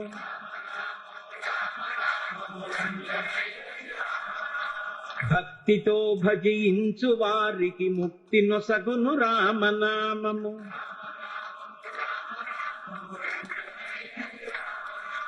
సకల జీవులలోన వెలిగే సాక్షిభూతము రామనామము.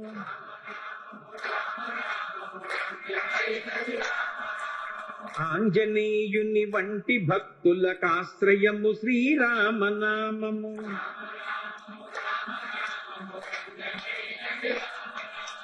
విషయ వాసనలెల్ల విడచిన విదితమగు శ్రీరామనామము.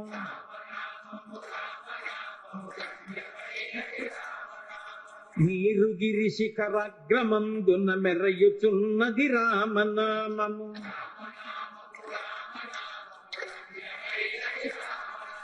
పాలు మీగడ పంచదారల పక్వమే శ్రీరామనామము.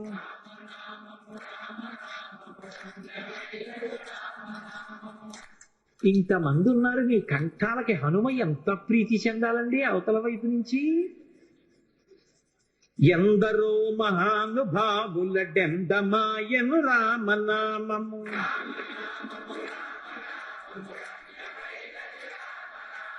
వ్రాత వ్రాసిన వ్రాత తుడి చెడి దైవమే శ్రీరామనామము.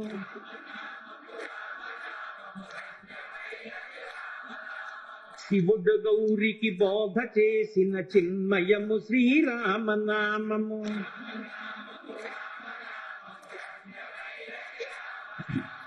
జానకీ హృత్కమల ముందున అలరుచున్నది రామనామము.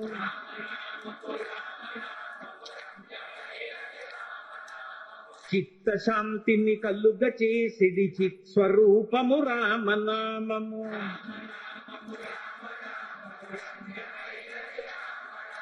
బ్రహ్మపుత్రక రాజ్య వీణా పక్షమైనది రామనామము.